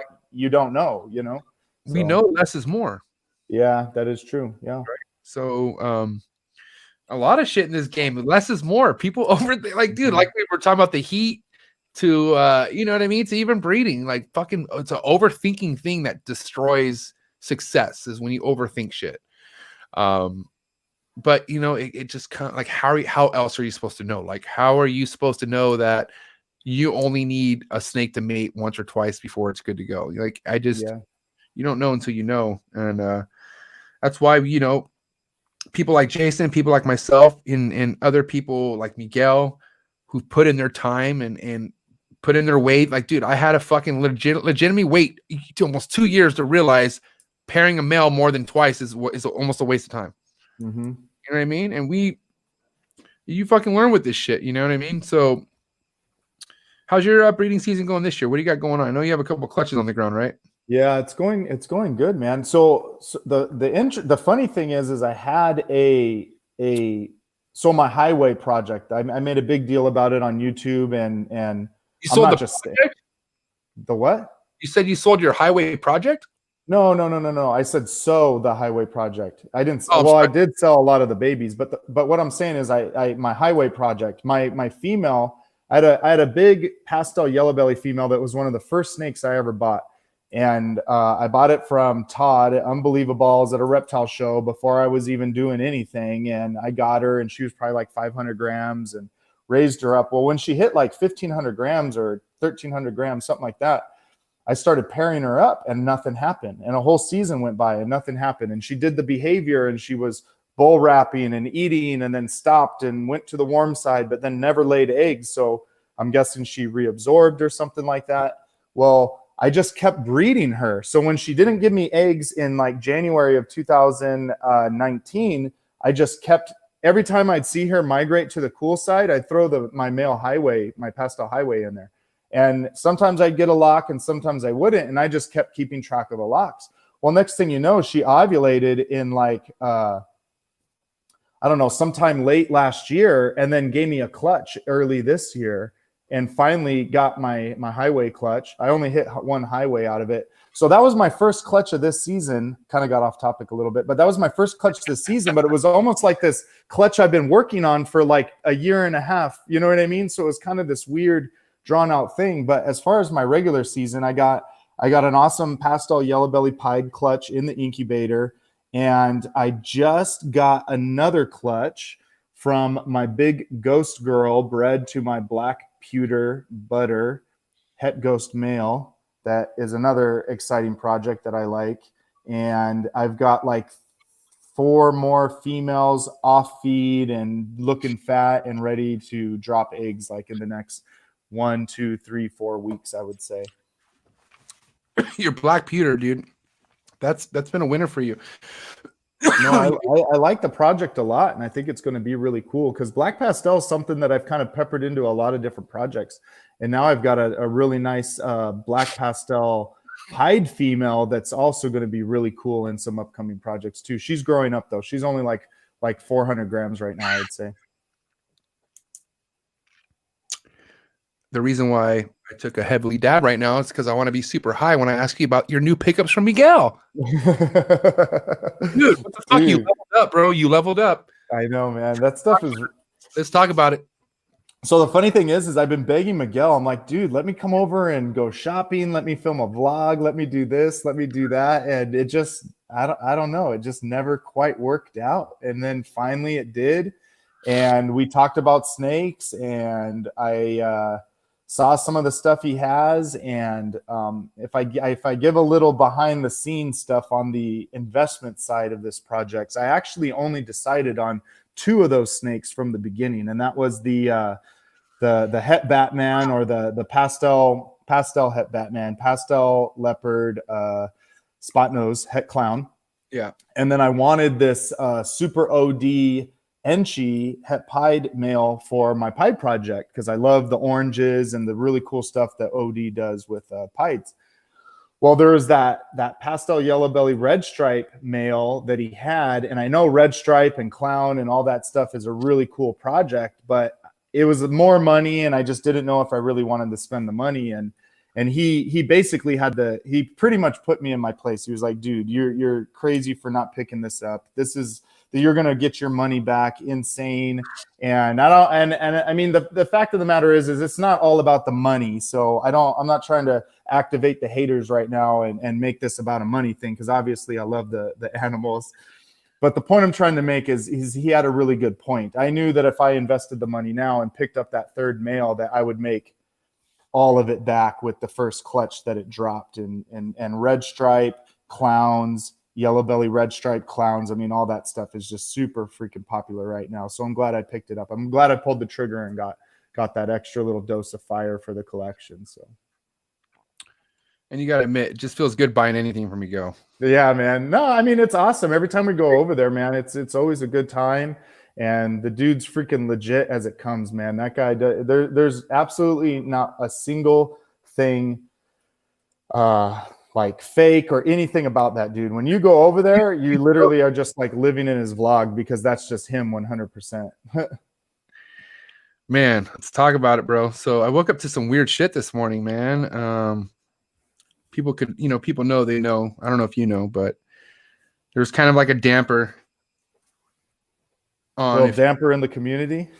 I mean, I don't know about that. Just, it's just kind of a damper with the whole, like, should you have somebody picking up after your own snake shit? Should you have somebody working for you? Or should you have somebody basically doing the grunt work for you? Or anything that has to do with something that you should be doing. Now, I have different ends on this. I don't look. First off, I love picking up my own snake shit. I like it. I enjoy it. Okay. I also like doing what I have to do when it comes to fucking growing the business. And that means traveling. That means collaborations. That means almost anything. Fuck, dude. I don't know. But there's so much. If you think about it, if you ever get to a certain level, and you're blessed, let me say this again, and you're blessed, meaning you have somebody you can trust, okay? Which I don't really have anyone I could fucking trust to clean up my own snake shit, just other than Lily. Lily's probably the only soul on this earth where I could trust. That's just how my cards are right now. But if I'm able and blessed enough, if God's like, yo, here's somebody who could actually take this load off for you, and it makes sense, the fuck? In a heartbeat.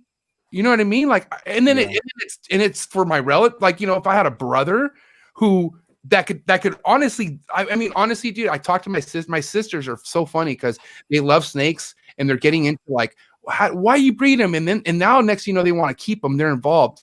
I would love my sisters to be involved in what I'm doing. That would be a true passion if I could somehow get family into the mix. Yeah. And there's people who are able to do that based off giving them jobs. You know what I mean? Based off giving them honestly an income, you know. Ozzy talked about this when I had Ozzy on my episode, link in the description below, but I had Ozzy on here and he told me how he has his nephew as a fucking as his Jesse. Yeah. You know what I mean? Yeah. And I fucking love Jesse and Miguel's partnership. Are you kidding me? Fuck, dude. You want to say how great of a person Miguel is? Meet his brother. Jesse is a fucking awesome motherfucker, dude. And he's a really, like, you can just tell him and Miguel really have a true fucking partnership. They love each other. You know what I mean? Who knows what it really is? But all I know from what I see and what I've seen in person is that Miguel is only trying to help with his surroundings. And who wouldn't want to do that for anybody? Yeah. You know what I mean? Definitely. And look, it's to each their own too, because there's people out there who, like, look at me. I don't have a Jesse. I forget. I don't know if Ozzy sorry, I'm stoned, but I forget Ozzy's nephew's name, but I don't have an Ozzy's nephew. I don't have a fucking Chase, a JKR. Look at Chase, dude. Chase is fucking iconic. Like, think about it, you know. Look at fucking Kevin McCurley's crew.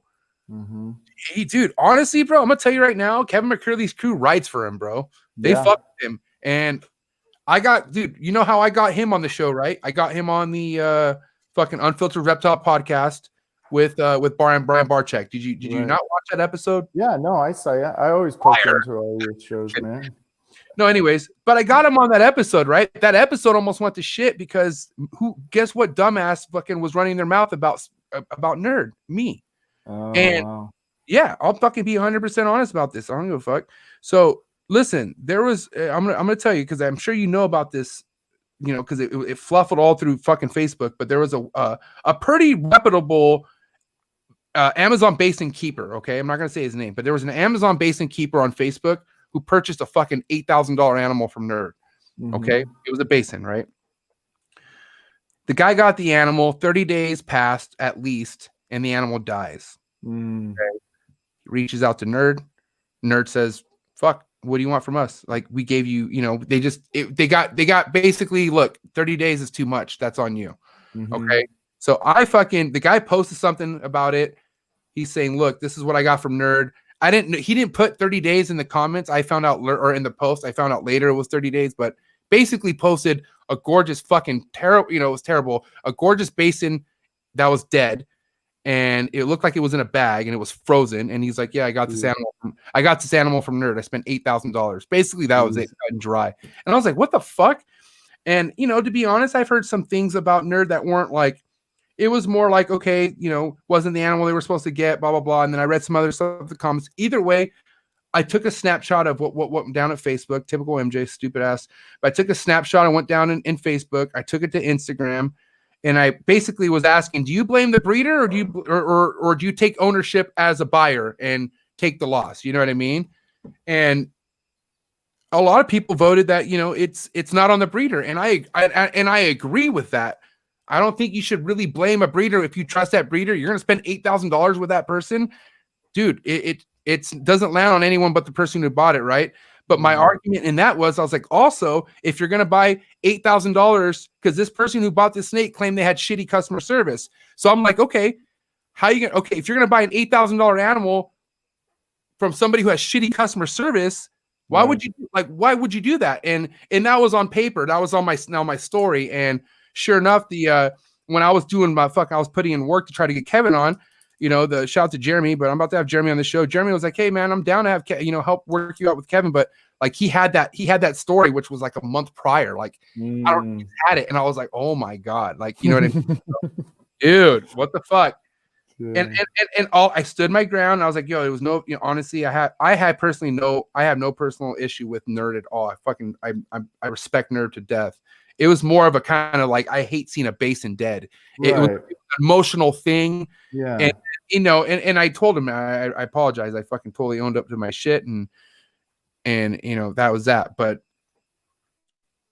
dude, terrible, bro. Yeah. You No, know that's awful. That's awful, man. I think But it's crazy to spend that kind of money on something, but then also open yourself up for those kinds of, I don't know the details behind the thing, but I don't know why would an animal that expensive kind of die so quickly afterwards? You know what I mean? And then you're only spending that kind of money on something if you're already invested into the project in the first place. You should know how to care for it and whatnot. I think it's a good argument, though. It's a good argument either way, you know? It is, but also at the end of the day, like this had to be an animal that had been thriving in Kevin's care for some time too. You know what I mean? Mm-hmm. Yeah. From what I understand, this was a really good looking animal, and they loved that animal. You know what I mean? It was. Mm-hmm. I mean, it was a fucking look. Think about how much expensive this animal was. Like, this was not something that Kevin was willing just to get rid of, right? Right. So that's why I'm like, wow, you're right. You know, I'm thinking, like, I'm sure the fucking seller's not happy that this animal's dead. It's fucked, you know, it is fucked. But at the end of the day, 30 days or more is kind of a long time for you not to see any kind of like what led to it. You know what I mean? Right, right. I would study, you know, for one thing, I guess the animal wasn't quarantined either. It just got put. So I mean, I don't know. There's a lot of like, whoa, what the fucks? Right. But in this story is leading to another. And all I'm trying to say is that I appreciate the fucking loyalty that Kevin McCurley has on his squad. You know what I mean? Like, they look out for him. You know what I mean? Like, yeah. Where do you find that kind of loyalty nowadays? It's really tough, dude, without getting something in return. You know what I mean? Like, does that make sense? I think, I don't know. I think with social media, a lot of people will jump on here and they'll say things, and it's not that they mean one thing and say something else. It's just that things are said in like the heat of the moment. Like for example, I mean, we're just gonna put it all out there. I'm not gonna beat around the bush. I'm not gonna name or do anything with names. But I mean, obviously the whole thing with the cleaning your own snake shit and stuff like that. Like we all know Chris. Chris is a great guy. He's an awesome dude. He makes great animals, and he's always been pretty 100 with anything that he does. And if he wants to get on here and say, hey, I'm going to be the guy that sits here in my collection and cleans my own collection because that's what I like and that's what I love, then that's him. But I don't know how I feel about expressing an opinion on other people not doing that. Does that make sense? You know what I mean? Like, you can't sit here and say that you have an opinion on what other people do just because you do it differently. It's like the basis to just living life. You know what I mean? You're gonna piss people off, and things are gonna get said, and people are gonna have opinions about your opinions now. You know what I mean? So I don't know. I get what he's saying. I get that he's saying, hey, I clean my own snake shit, and that's the way it's gonna be, and that's how I'm gonna do it because pride and hoorah, whatever it is. And that's cool. More power to you, but you can't knock people that don't do it. And maybe his intention wasn't to knock them. And maybe his intention wasn't to really do anything. And I don't think it was and all that stuff, but it just comes off that way though. You know what I mean? And it is what it is, I guess. People, when you follow somebody, you're following them, you're following their page. They're going to want, they look, I tell people all the time, I make it so hard for people to like me. I don't give a fuck. I don't care. Like, I don't care. Like, I listen. I learned my lessons on my own, and if I have to fucking do something to somebody, and I'm like, look, I learned my lesson with Jason, dude. Like, I don't, I fucking learn on my own, dude. I just don't care. I don't even know where I was gonna go with that, but fuck, I just don't care. No, I get it. I think everybody needs to start somewhere. Everybody needs to start at the bottom. They need to. Everybody needs to start at one spot and then work their way up and then learn from the experience and stuff like that.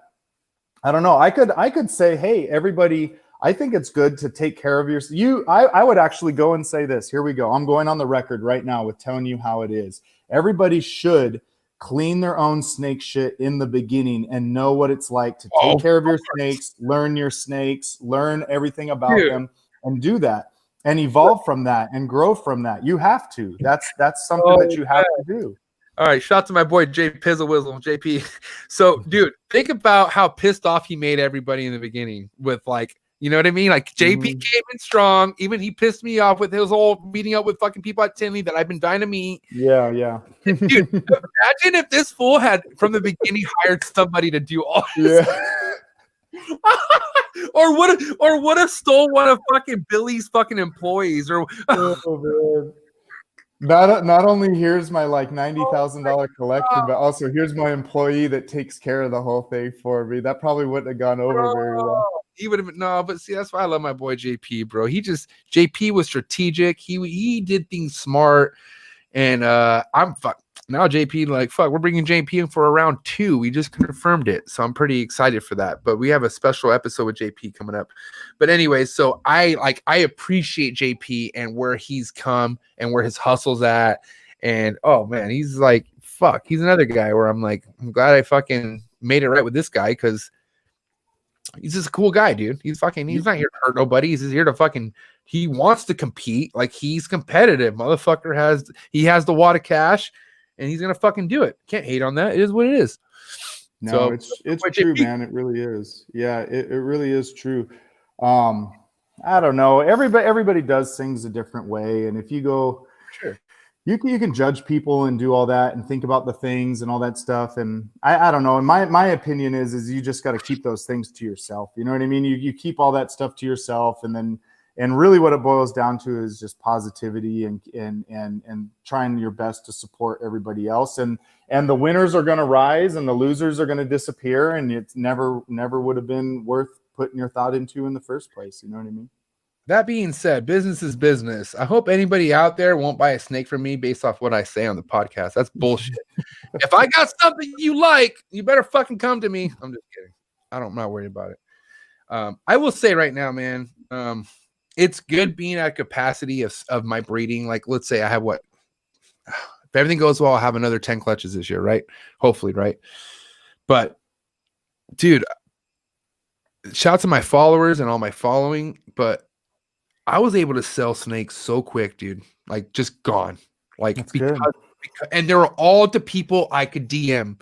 And like I know at some point that's not going to be feasible. Like it's not. Like fuck, especially if I go to shows. Like I mean, look, you sold most of your snakes most of your snakes were sold at shows, right? Mm-hmm. Yeah. And fuck you. I mean, it's I don't know. I'm just I hate giving away something that I work so hard to produce, and it's gonna go away to somebody. And this is no offense out there. Like, look, I know, no offense to anything, but I get too attached. Maybe that's the problem. But I hate giving something away to an animal that I can't track and see what it's doing or what its progression. Right. Not so much with the and I'm just speaking like future. Like I could see myself with the chondros now. Like I have 12 eggs right now, looking good. I can't keep all 12 chondros. Like, I mean, I'm not going to hoard, even though I shout to Ed Marino. Ed Marino hoards his basins, but they're not basins, chondros. But fuck, dude, like think about that mission, getting him to eat, getting everything to go get dialed in. Like, you know, RIP Little Chapo. Remember Little Chapo last year? Imagine if I have 12 Little Chapos. Yeah. It's tough. It's connecting and it's hard, bro. And like, I will tell you right now, God, there's an application screening process if you're buying a chondro for me. I don't give a fuck. I will hoard my chondros if it's not going to the right person. I was going to say, you could just be like Ian Bassell and just keep everything he makes, or hoards chondros like crazy. So here's the thing. What I would do, if anything, is I would raise the animal and get it to a sub-adult size or adult size. And then you're like, look, this is what you're buying, because it's hard to see at the most part what you're buying as a neonate. You know what I mean? True. But there are you know Mark Haggard, right? Yeah, absolutely. Texas Chondro. Shout out to Texas Chondro, man. But this guy and Patrick Holmes and Bill Stiegel, man, there's people who produce neonates out there where like Marshall Mendez, where that neonate's going to be something crazy. Yeah. Like, it's what the fuck is that? Have you seen I'm getting all excited. Have you seen Mark's recent neonate, the black neonate that he yeah, man. I'm gonna pull it up. You know what I'm talking about? I think so. I think I've seen it. Let me see. Can you see anybody in the comments, by the way? Yeah, I can see them. I might have to have you scroll through, say what up to some people, because it's about that time I take a leak. So I just don't know how I type or do anything like that. I just see comments and I'm reading them, but I don't. Type. Just talk back. Oh god. You got it. All right. It's that MJ piss break. So talk to my boy JH. Say what up to him. Yeah. How many people are watching this right now? When are we going to talk about the giveaway and stuff like that? Oh yeah, we get in the giveaway. We'll do that when I get back. So we're about Okay.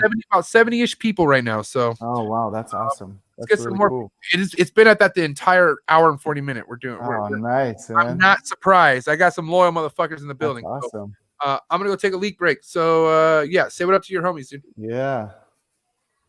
So who's in here? Let's see. There's a lot of people in here that I see all the time. Man, cold-blooded scallywags, Mary Pythons. Oh, how about this right here? How about that shirt?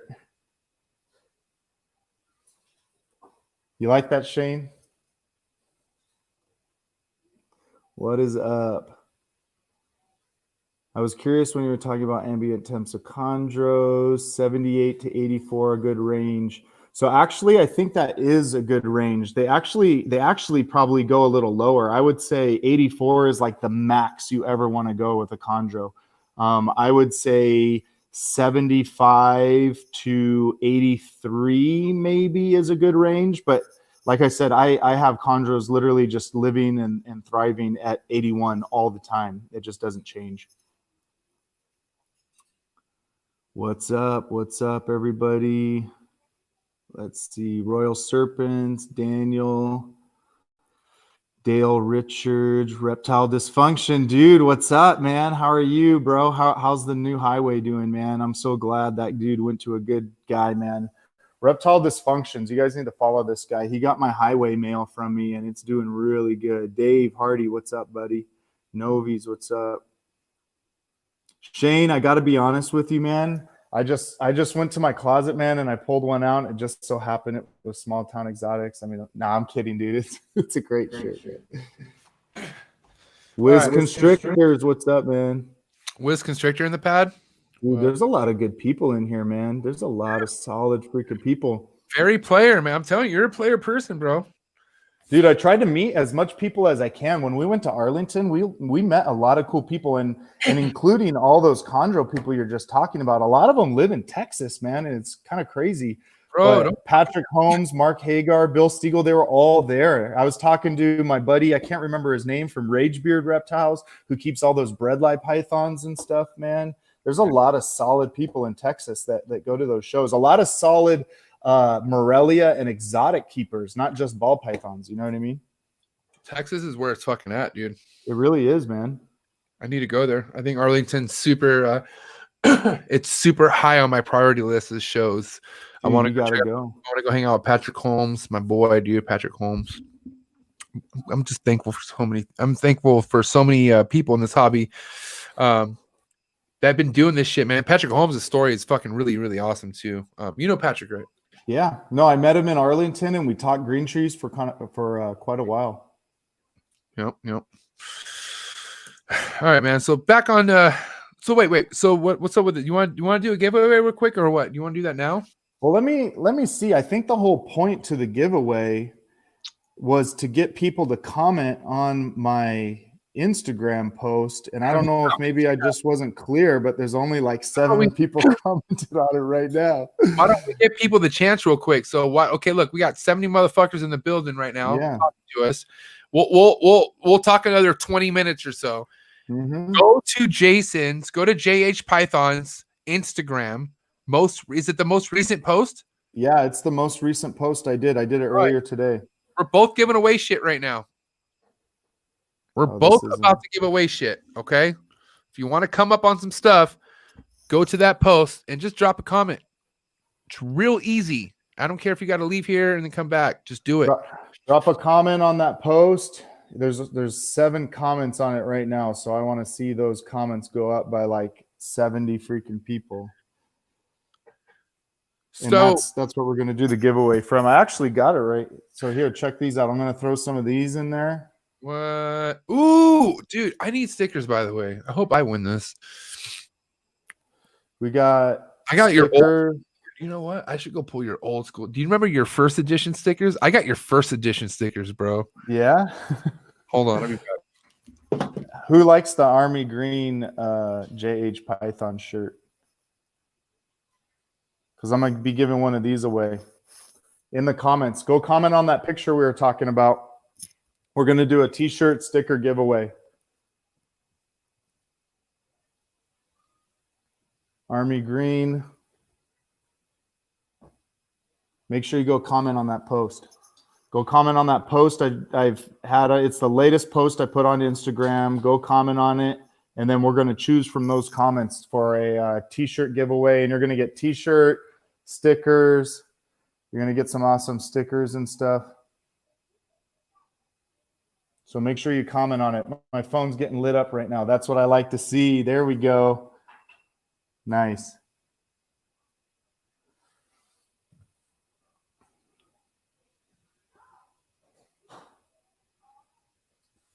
All right, there we go.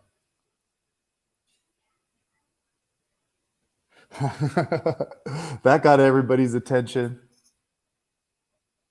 Now my phone's just going nuts over here. Perfect. Let's see what we got on here. OD green. Yep, it's military green. That's the color. Cool, cool, cool. Nobody is ready for this. I brought some iconic things to the giveaway. You're not even fucking ready. Let's see it. This shit's going to be valuable. I'm telling you right now. First off, has anybody ever seen one of these? Oh, Oh yeah. Dude, What do you look know at about that. this? Dude, this is how far back me and homeboy go right here. Dang. This has to stay with me. But Dang, I forgot about those, man. I was wondering. Because you gave me about 4 of these, and 2 of them are posted. But I have a couple dusted trap JH Python stickers that I'm going to sign on the back. Okay. And then a Nick Lavera Exotics card. Hey, shout out to Lavera Exotics, man. No, Nick's not here. He's mad. Nick wants to come on the show, and I fucking told him I'm hella booked, but I'm gonna get him on here soon. So I love Dude, you. that's a good dude, man. I talked to him actually earlier today. I actually talked to him on the phone. That's a solid dude right there. Somebody get Nick on here. Can somebody please DM him to DM Nick and tell him he's missed and we want him on here, please? I'd really appreciate it. Please contact Nick Lavera. Let him know MJ is, requesting him, please. My boy Nick. Also, I probably can't give this away, but probably the most touching thing of me and Jason's relationship by far. Oh, yeah. Jason, There you go. with Jason. Oh, man. If you guys don't know, okay, the emoji with the frog and the fucking coffee cup, I've been doing that. It's like a fuck you to your face for a long time, and Jason knows, and so he drew me it with some stickers. MJ, here are some stickers, guy. This is before the my guy too. He just called me guy, fucking guy, dude, fucking guy. This is so good. I can't. Oh, that's funny. This will stay. I have to stay. I can also give away a Marshall Mendez sticker too. Red Mountain Herp, man. So we do have a Marshall Mendez Red Mountain Herp culture sticker available. And I think I'm going to give out a Follow Your Zoo Dream shirt. I don't know. We'll see how it goes. Hey, MJ, give me just a second. I'll be right back, okay? Go ahead, dude. Oh, I got an Always Evolving Pythons sticker. I can initial. This one's pretty dusty too. What's going on, guys? How you guys enjoying the show so far, man? My boy JH Pythons. This is awesome. I got to say. I love my man JH. Cheers to everybody in the comments. I had my mom and dad in here, man. That was pretty wild. I don't know where my mom went. I think she dipped out because I didn't say hi to her. But shout out to my mom and dad who were up in the building. Riley, you're my boy. Josh, what's up, Josh? How you doing, Josh? Appreciate you tuning in. Mary Python, you're a loyal one. Thank you so much for tuning in. Hey, D-Balls, don't trip. I got your stickers. I'm going to shout you out on the next episode. I'm going to do something cool for you. Don't even trip. But this dude right here has some legit ass stickers. I'll tell you that right now. A lot of your guys' sticker games is on point, man. I'm looking forward to getting more. So if you guys want to send me any stickers, if If you want to send me any shirts, anything to rep your brand, anything to show me what you're doing. If there's anything you want to send me, please email me, thesnaketrapsessions@gmail.com, or shoot me a DM. Oh, you like my hat? Yeah, I love my hat too. Zoo Dreams. It's such a bummer that, well, not that it's a bummer, but, you know, nothing lasts forever. But there will be no more Forrest Fanning memorial t-shirts being made. Maybe a couple larges left. I don't know. Let me know if you guys need any shirts before they're non-existent and just become classic pieces. I'm your man. But we have the Zoo Dream Supreme Edition white shirts left, the black shirts left, the black and red. Sorry, not the black and black, but the black and red, and the Follow Your Zoo Dreams shirts. Shout out to everybody who got one, man. Dude, we fucking got rid of so many shirts. So the last wave is going out, man, and it's been fun. But, you know, we're all gonna rep my boy for the rest of the time. Man, I gotta say, dude, I gotta say, Jason, fucking. We got to give it up to our boy Shane, bro. Look at the shirts he's doing. Did you see the marketing? Did you get the tag? Yeah. Yeah, dude, I did get the tag. I was saying the same thing, dude. That little sticker with the tag is legit. How player was that, bro? I'm like, fucking Shane. He keeps fucking out. Like, you know, I'm like, God damn. Okay, easy with the Coco fucking. What was the Coco thing at the Freedom Breeder? Fucking the bit shaker, bro. The shaker. At first, I was like, this guy. It's kind of like he's just like fucking kind of like showing off, but that thing's actually fucking hell legit, and it's cool to take pictures on. So, way to get me on that, Shane. And then, you know, fucking he totally fucking just comes out with this shirt, shoots me one, and I'm just like, I go to give him all the props, and this fucking humble ass man gave all the props to his wife. His wife was the one that thought about that. What do you think? Oh wow, dude. Good for her, man. I even texted him myself and was like, man, that's a super player move, man. That's like, I actually like to think that I'm kind of a real picky person when I really like to choose what kind of shirts I like. I like the way they fit and all these things. I don't just settle for the bare bones, but I never once in my life thought about doing the little tag with the sticker and all that stuff. Like he did. Shane's marketing game is on point, dude. He knows what he's doing. I'll tell you that. So shout to my boy Shane. He was 2 weeks ago. Wait, was it last week? No, yeah, he was last week's fucking Trap Salute of the week. So cheers to my man, Shane. Shane, you're a loyal one, man. My boy Shane. What are you drinking, my guy? You drinking Bullet like me? Yes. So this is a Bullet Old Fashioned. So I don't know if you've ever had an old fashioned before, man, but to me this is the best way to drink whiskey. I love. I have everything. I have everything you have minus the orange slice, my guy. Yeah, that's what I'm talking about, man. My wife's here. I could use more ice. I love you. But dude, man, I don't know what it is. This is probably the best route I've ever taken with alcohol. More than my entire life, because beer, let's be honest, you're either drinking enough till you feel like fucking bloated and you're like shit and you're just like right, and then when you've done so much, like I've abused it to the point where I'm just like one beer and I'm bloated as fuck. I'm just like especially like IPAs or anything like. Oh god, those hazies, man. Dude, are you still on your hazy right? You look pretty good right now. I don't know. So I mean, dude, are you off it?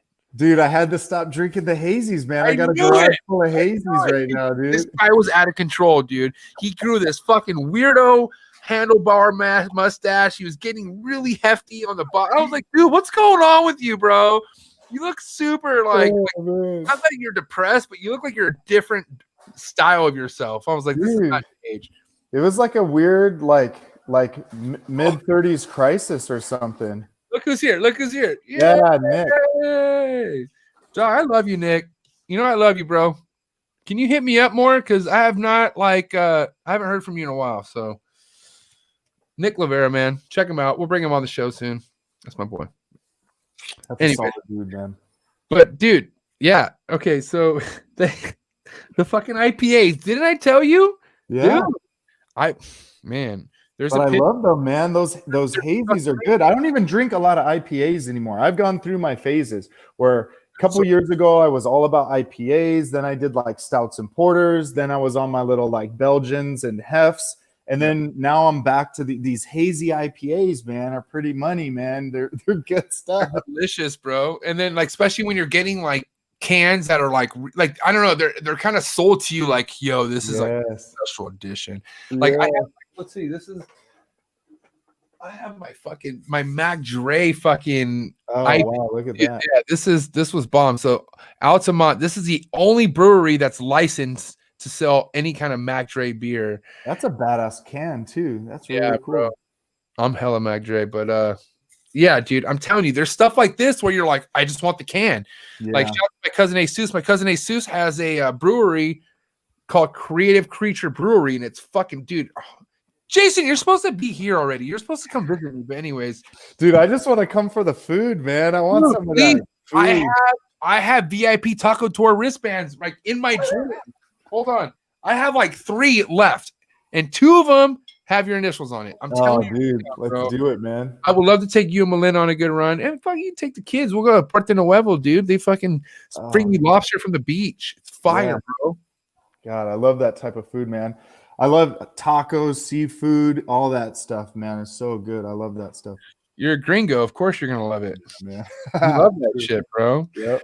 I remember I'm half Italian, half Mexican, and my grandpa, the Mexican side, he loves cooking, dude. He can't cook anymore. He's like 90 something, but cooking was his thing. But he used to tell me like he had a pretty thick accent, and he used to also tell me that he's like, mijo, I love cooking for the gringos because they gave such a reaction off every bite. Yeah. Like, you know what I mean? They'd take a bite and go, like they'd fall in love. You know what I mean? It's like my grandpa cooks to see that kind of shit. You know what I mean? We're not used to that kind of flavor, man. We don't know what a seasoning is. So it knocks you out, bro. Yeah. So that instilled in me. So understand that. So I get very passionate. Like there's shout out to my boy Joe, like Joe SoCal Exotics. Like he'll try to flex on some LA like shit. And I'm like, and I'll stand down, like, bro, there's nothing like San Diego Mexican food, bro. I'm sorry, there's nothing, bro. We're too close to TJ. I'm telling you. And then when you get into the seafood and shit, dog, I'm telling you, smoke everything out of the water. That's the reason why I'll never leave this expensive ass place. This place is taxed. This place is so taxed. But I'll never leave because I've already left. I lived in Seattle. I lived in Texas. I lived in fucking back east. I can't live anywhere but San Diego, bro. I just can't. Or even Southern California, period. Like, I think about it, bro. We live in a fucking awesome part of the world. No, it is. There's a lot of things I like about California. Don't get me wrong. There's so many things that you're never going to find anywhere else in the United States than California. And then there's a lot of things that make me want to leave California. Laws, all the bullshit, all the fucking yeah.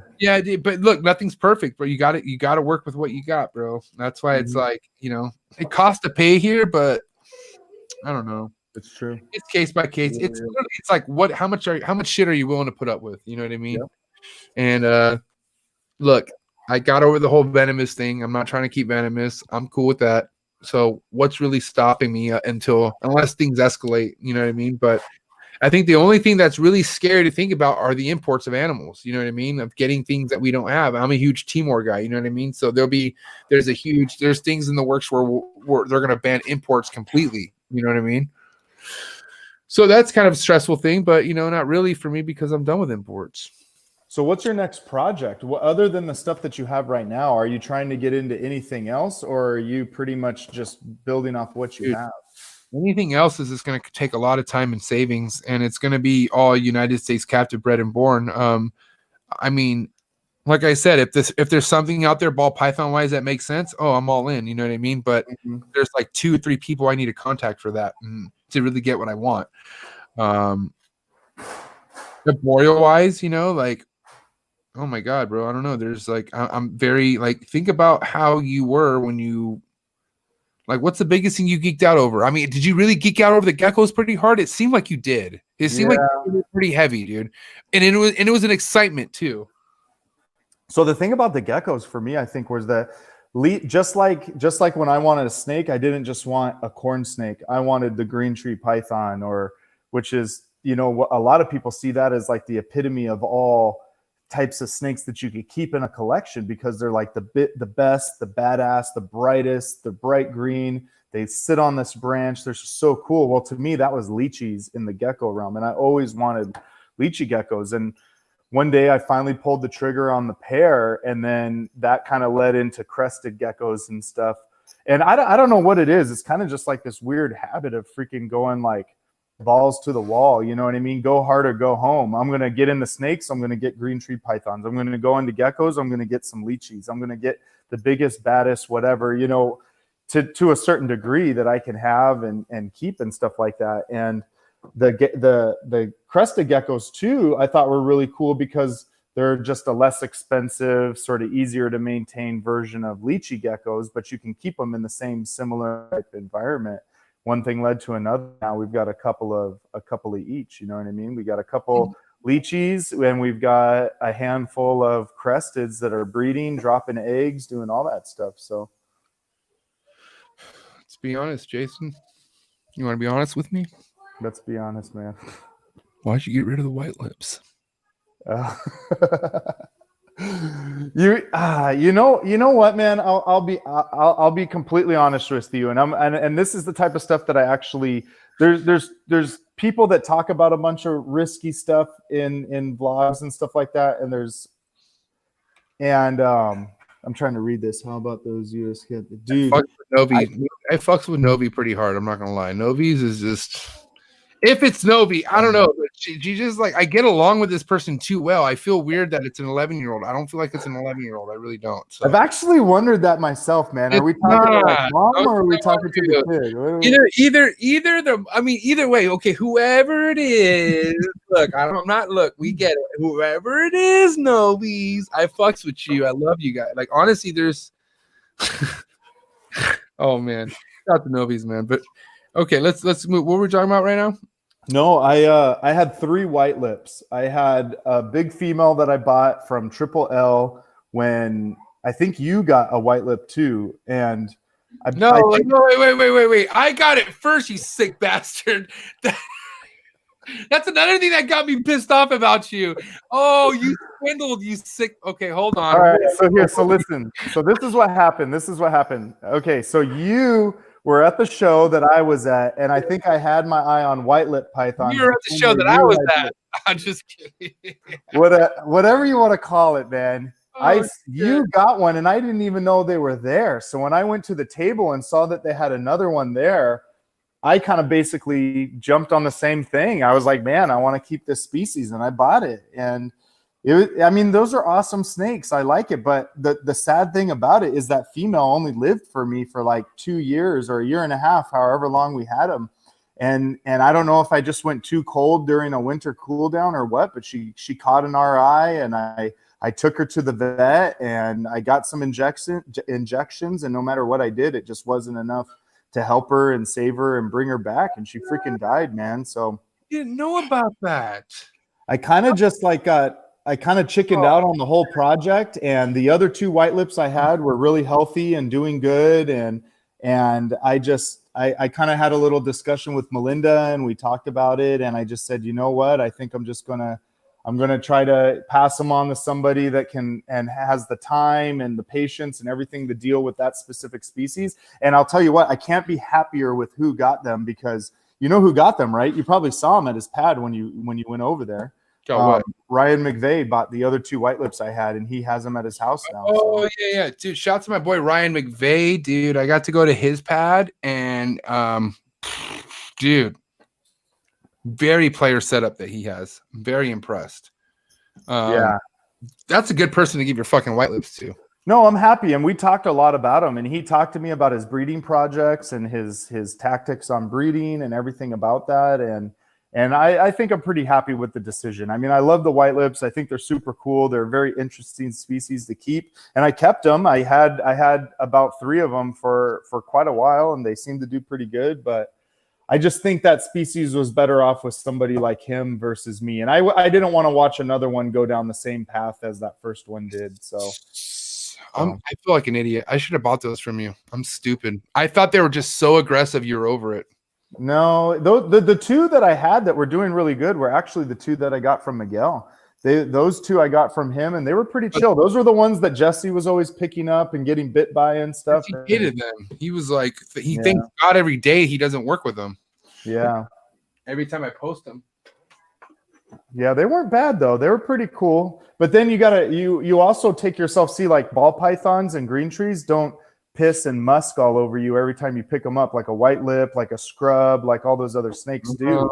So, Not a docile one. I'll tell you that right now. Little, you sound like Desiree right now. Desiree was like, oh, well, Timors, all they do is musk. And I'm like, no, they don't. She's like, yeah, they do. Every Timor musk. You know, I don't know if you know Desiree. She can be snooty sometimes. And she's very direct. So we have a challenge going on. I don't know exactly what the whole challenge is, like what it entails with, but I keep 4.3. So I have 4 males, 3 fucking female Timor pythons. I'm challenging that I could handle each Timor for at least 2 minutes without being musk. Damn, that's pretty If good. I can pull it off, there needs to be free rodents for 6 months or something in that. Like, you know, I mean, shout out to my sponsor. They hooked me up fat as it is, but I'm just saying, like, yo, we got to think of something good. Speaking of hookups, what's up with the comments? Where are we at with that? Oh, let me see here. Let's see who commented. Let's see who wants something. Dude, check this thing out. What the hell is this, man? What? Whoa, easy, Eric Chambers. What is that? Have you seen this? That thing is sick. Is that new? Yeah. So this is ooh. So this is Fern. Lennon wanted to name him Razorblade, but Melinda wanted to name him Fern because of his colors. I like Razorblade. Yeah. But this is a green sheet conure, dude. I don't know why I wanted to really just get into the whole bird game, but this is a badass freaking bird, dude. This thing's dude, I'm trying to get into dude. I have a fucking toucan plug. Oh, dude, I tried to get Melinda. She didn't want to drop the $8,000, so I kind of pulled out of the whole toucan. Dude, bro, but this dude wants to get back into snakes. Like he's like, we're talking trades and all that. And I'm like, wow, but I don't know, dude. Like I heard owning a bird is like kind of like dipping into monitors. It's a whole nother fucking. Yeah. Like, I have pit bulls, dude. You know what I mean? Like I'm so caught. Like, you know what I mean? Like I heard these toucans they kind of walk, like they go wherever they want. And like, what I'm supposed to, I don't know, dude. I feel like I need to pick one or the other. Fucking alpaca pit bulls or alpaca and birds. I don't fucking know. Dude, I love those alpacas, man. I've been trying to get Melinda to allow me to get an alpaca, man, but she won't. You can't. You need 2. You can't get one. Freaking get 2 of them, dude. I'll get 2 of them. If you get one, the other one gets depressed. They need a companion. That's just how it works. Melinda's right. Dude, I went from 7 to 75 comments in that last thing. Everybody went over there. That's what I'm talking about. That's Trap Talk homies right there. Let's go. Thank you. Now we're good. Well, let's wait like a couple more minutes because this conversation is getting good. I wanted to bring something else up. Are you an egg cutter or no egg cutter? I'm just kidding. That's not what I wanted. That was one I used to do hot seat questions. I really don't do them anymore. I don't know. You guys think I should keep doing hot seat questions? I don't know. But I used to do hot seat questions, and one of them was the are you an egg cutter or no egg cutter? But do you? Dude, I mean, what is up with that, man? Yeah, I cut the eggs, man. That's I don't know. I don't know anything but cutting eggs. That's what I'm saying. Like I don't. This is the thing. There's more. Okay, how can I explain this? If you're gonna tell me that there's a chance, if not you, if Justin Kabilka, one of the bigger guys in the industry, is gonna tell me that there's a chance that my baby python could die inside the egg, but you can cut it and help it out and not cause any harm to the snake, then I'm going to cut my eggs. It's as simple as that. I mean, and I mean, yeah, there's that little itch to kind of see what's inside, but I mean, I don't get it. It doesn't hurt the snake. So what the hell? Why is everybody so up in arms about it? Oh, it's nature. Oh, you got to let them. Don't they not live as strong as if you don't let them? No, my snakes still eat just fine. They do just fine. Every single egg gets cut. They live, they thrive, they're good. I don't get it. I don't understand why it's even an argument. Well, I mean, it's an argument because a lot of people who are bitching are people who aren't even doing it. They're fucking looking from afar and they're just like, hey, that's not right. And they're like, well, can I do it? No, I can't do it. So it's wrong. It's wrong. Like, dude, it's bro. Jealousy comes from fear of not accomplishing what others are accomplishing. No, I just made that up, but it's fucking 100% true. People like they look at something and they either want it or they tried it and they failed and somebody else accomplished it and they're fucking pissed off at themselves. Dude, do you have a TikTok? No, I don't fucking slap my own ass when I have sex. Why not, man? I'm just kidding. No, any reptile people have TikTok. You guys are that makes sense. But the whole fucking all right. So first of all, I want to fuck. Oh my! If I see the next guy doing that shit, even the next stop girl, dancing. I'm sorry. Stop dancing, renegade. Wait, hold on. So first of all, there is I'm letting everybody else in here. Here's an insider tip for everybody on this live. Is there is an untapped reptile market on TikTok right now. I have minute followers on Instagram in the grand scheme of things, but in a matter of like a month or two, I've somehow managed to get up to like 45,000 followers on TikTok just by posting snake videos and stuff like that. The interesting thing about it is I've now learned that more people want to bitch and complain about things we do every single day in the hobby here in the ball python world, whether it's cutting eggs, taking the eggs from mom and not doing maternal incubation and keeping them in tubs. It's so funny to see what the rest of the world thinks. But it's pretty cool because I just go on there and blast it back and tell my little opinion and stuff like that. I just never knew so many people had an opinion about it. All TikTok is for motherfuckers who failed at every other social media platform and they're looking to fucking be like, oh, look at me now. I got fucking 100,000 fucking like, bro, does TikToks pay your bills? Let me know when TikTok pays your bills, bro. Hey, it's just the next step, man. There's going to be another one after that and another one after that and another one after that. Who knows? Like I said, bro, at the end of the day, if you're fucking slapping your own booty, if you're fucking all about TikTok, I got to learn how to do that. No, I'm just kidding. Honestly, like TikTok's different with, I think reptiles, it's a whole fucking like, bro, who's not going to want to, like Desiree's killing it on TikTok right now. And reptiles is, like I said, if you have reptiles, you're on TikTok, I'm just, don't listen to me. Or, if you're Chris Graham, okay. Cause I'm terrified of Chris Graham. I'm not trying to see that full head to head. No, but I'm just saying like Chris Graham has funny, like he does funny things. He's not actually dancing or doing something like, fucking super girly. I don't know what it is, bro, but then, what's wrong with cheesy? Look, some cheesy stuff makes people happy. Why do I have to be mad at that? I don't know. I'm learning. Let people just live their life. You got to embrace the weird sometimes, man. I love weird, man. I used to fucking take psychedelics. I used to fucking blast off to DMT, bro. I could tell you a lot about a weird shit. Dude, you know something that tripped me out about you that I never had any idea is obviously your taste for music and everything like that, but I always thought it was so cool. Dude, you're wearing the Marilyn Manson shirts, the Slipknot shirts, all the old school legit ass freaking metal bands and stuff like that, dude. I'll say this nice and live now, because since I don't work for fucking my old company anymore, I don't give a shit. But I fucking blew my right knee at a Slipknot concert. Yeah, that's right. In the mosh pit. I was in the mosh pit, dude. And fucking, I already had a fucked up knee, but I've loved metal for I don't know how long. I'll tell you right now, a little background. My uncle Chuck was back. He toured with Metallica and was their backup bass for like 2 years. Wow. That's and awesome. like lived the grunge fucking, you know what I mean? And a lot of music came to my life first because I started rapping. I was like, 9th, 10th grade, I was like freestyling, doing rap battles and shit. And I loved that about music. But then I got into heavy metal and shit. I've always been into heavy metal. And Slipknot, my fucking first Slipknot concert was my first heavy metal. After all these years of loving metal, I was finally at my first metal show.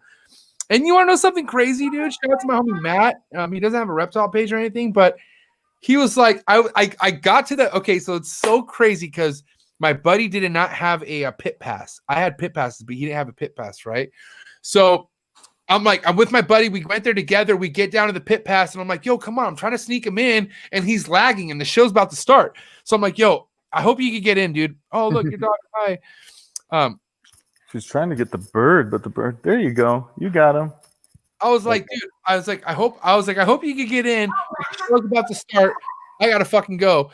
So I go down and get squished down to the very front middle of the fucking section, and we're waiting there for like all you see is a Slipknot fucking like like the drape. And and I'm like sweating balls, and I'm like, oh my fucking god, this is nuts. And then I'm like, I hear MJ, and I'm like, who? And then this guy comes, he's like, MJ, the snake trap. And I'm like, what? He's like, yeah, man, I follow you on the snake trap. Shit. I was like, no fucking way, dude. And like, I can't tell you the aurora, like the fucking the feeling I got. It was like, because then we started talking about Slipknot, and he's been to a bunch of Knot shows, and I'm like, what the fuck? And shout out to my Matt, man. Like, he's my boy now, but dude, I love metal, man. Anyways, fucking 6 minutes into the show, I see a mosh pit. I see like the circle, and I'm like, I need to live the moment. So what do I think? I need to get into that circle.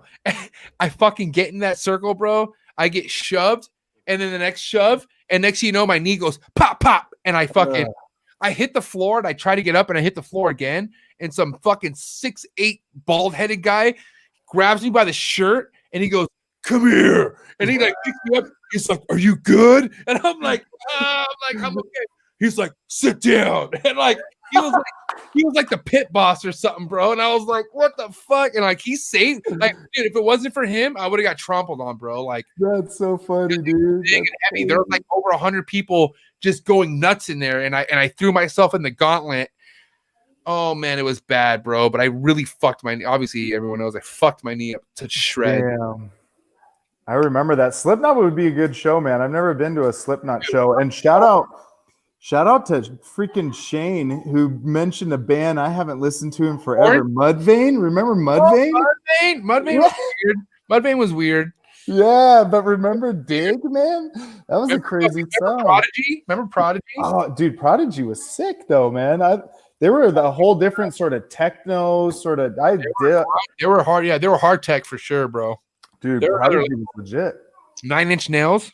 Yeah, totally. Dude, I used to play video games, and 9 Inch Nails did the entire soundtrack to Quake, one of the original games. Was that Metal Gear Solid? No, Quake. Remember Quake? No. That's old. That's going way back, man. Console. 9 Inch Nails is legit, dude. You know what's funny is aside from all the metal stuff, don't get me wrong. I love Korn. I grew up listening to Korn, 9 Inch Nails, Marilyn Manson, a lot of that stuff. I used to listen to in on my own time and everything. But then what's funny is Melinda and I will go crazy over all those 90s alternative bands too. Did you ever listen to any of that? Nirvana. Dude, are you kidding me, bro? Yeah. Dog, don't get me started right now, bro. Like, I love that shit, bro. I was just watching Nirvana Unplugged on YouTube, man. That's like epic. That's like something that. What do you know about this song? Yeah, this too. Dude, I was playing Smashing Pumpkins to her. It's funny. This is for you, Jay. I love that song.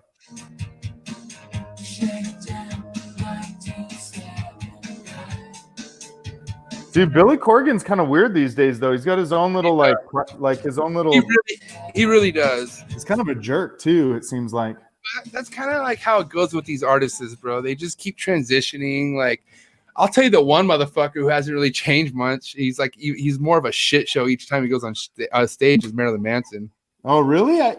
I thought he kind of like got a little more mature and then mellowed out, and maybe he's just kind of gotten weird again or something. I don't know.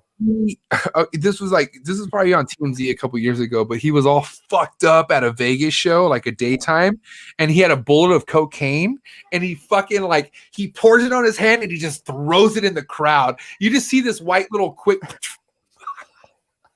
And he has lipstick smeared, like classic Manson, dude. And I'm like, what the fuck? I've yet to get to see Marilyn Manson in concert. My mom broke his CD. I don't know how many times because it had the fucking arrow. She knew what the arrow meant. And I was like, oh man. And like my mom was so on my ass about music, but because of Marilyn Manson, she chilled out about a lot of other stuff because she was so focused on Marilyn Manson. Because like I remember she looked at the CD cover, and the CD cover had him with the like there was two guys pretty much sucking his dick. Yeah, with the weird mask and the tubes. And she was like, I remember my mom was like, what the fuck is this? And like, dude, I felt, I love you, mom. I put her through hell, dude. Because I mean, if I see it's just, I guess it's different nowadays. It's literally the art. And I remember like I saw that and I just thought, whoa, that's weird. Not for me. I just like the music. Like I like what this guy was making. You know, I listened more to what he was about. You know what I mean? Right. What he was about was more of the persona. Oh, that was sick. There's some action going on. Okay, wait, that's what's her name again? That's the Hattie. That's the youngest. Yes, this is my youngest, Hattie. Say hi, wave to the camera. Is she wearing a bell costume? Is that a bell? Oh, yeah. Why does that bird just flies back every single time? Why do Disney suits make kids so happy? Like I feel like they're they feel like they're a different persona. Like we love Disney over here, man. Huh? I said we love Disney over here. We were watching Frozen 2 the other day. She's wearing a Belle costume today. We got all sorts of stuff.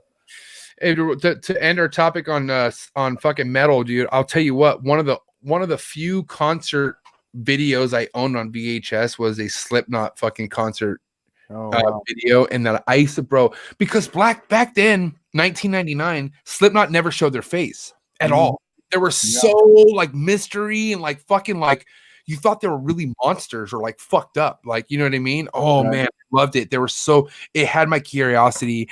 And then I remember first discovering Google, and I think this is 2001 or 2000, I don't know, but the fresh Google days.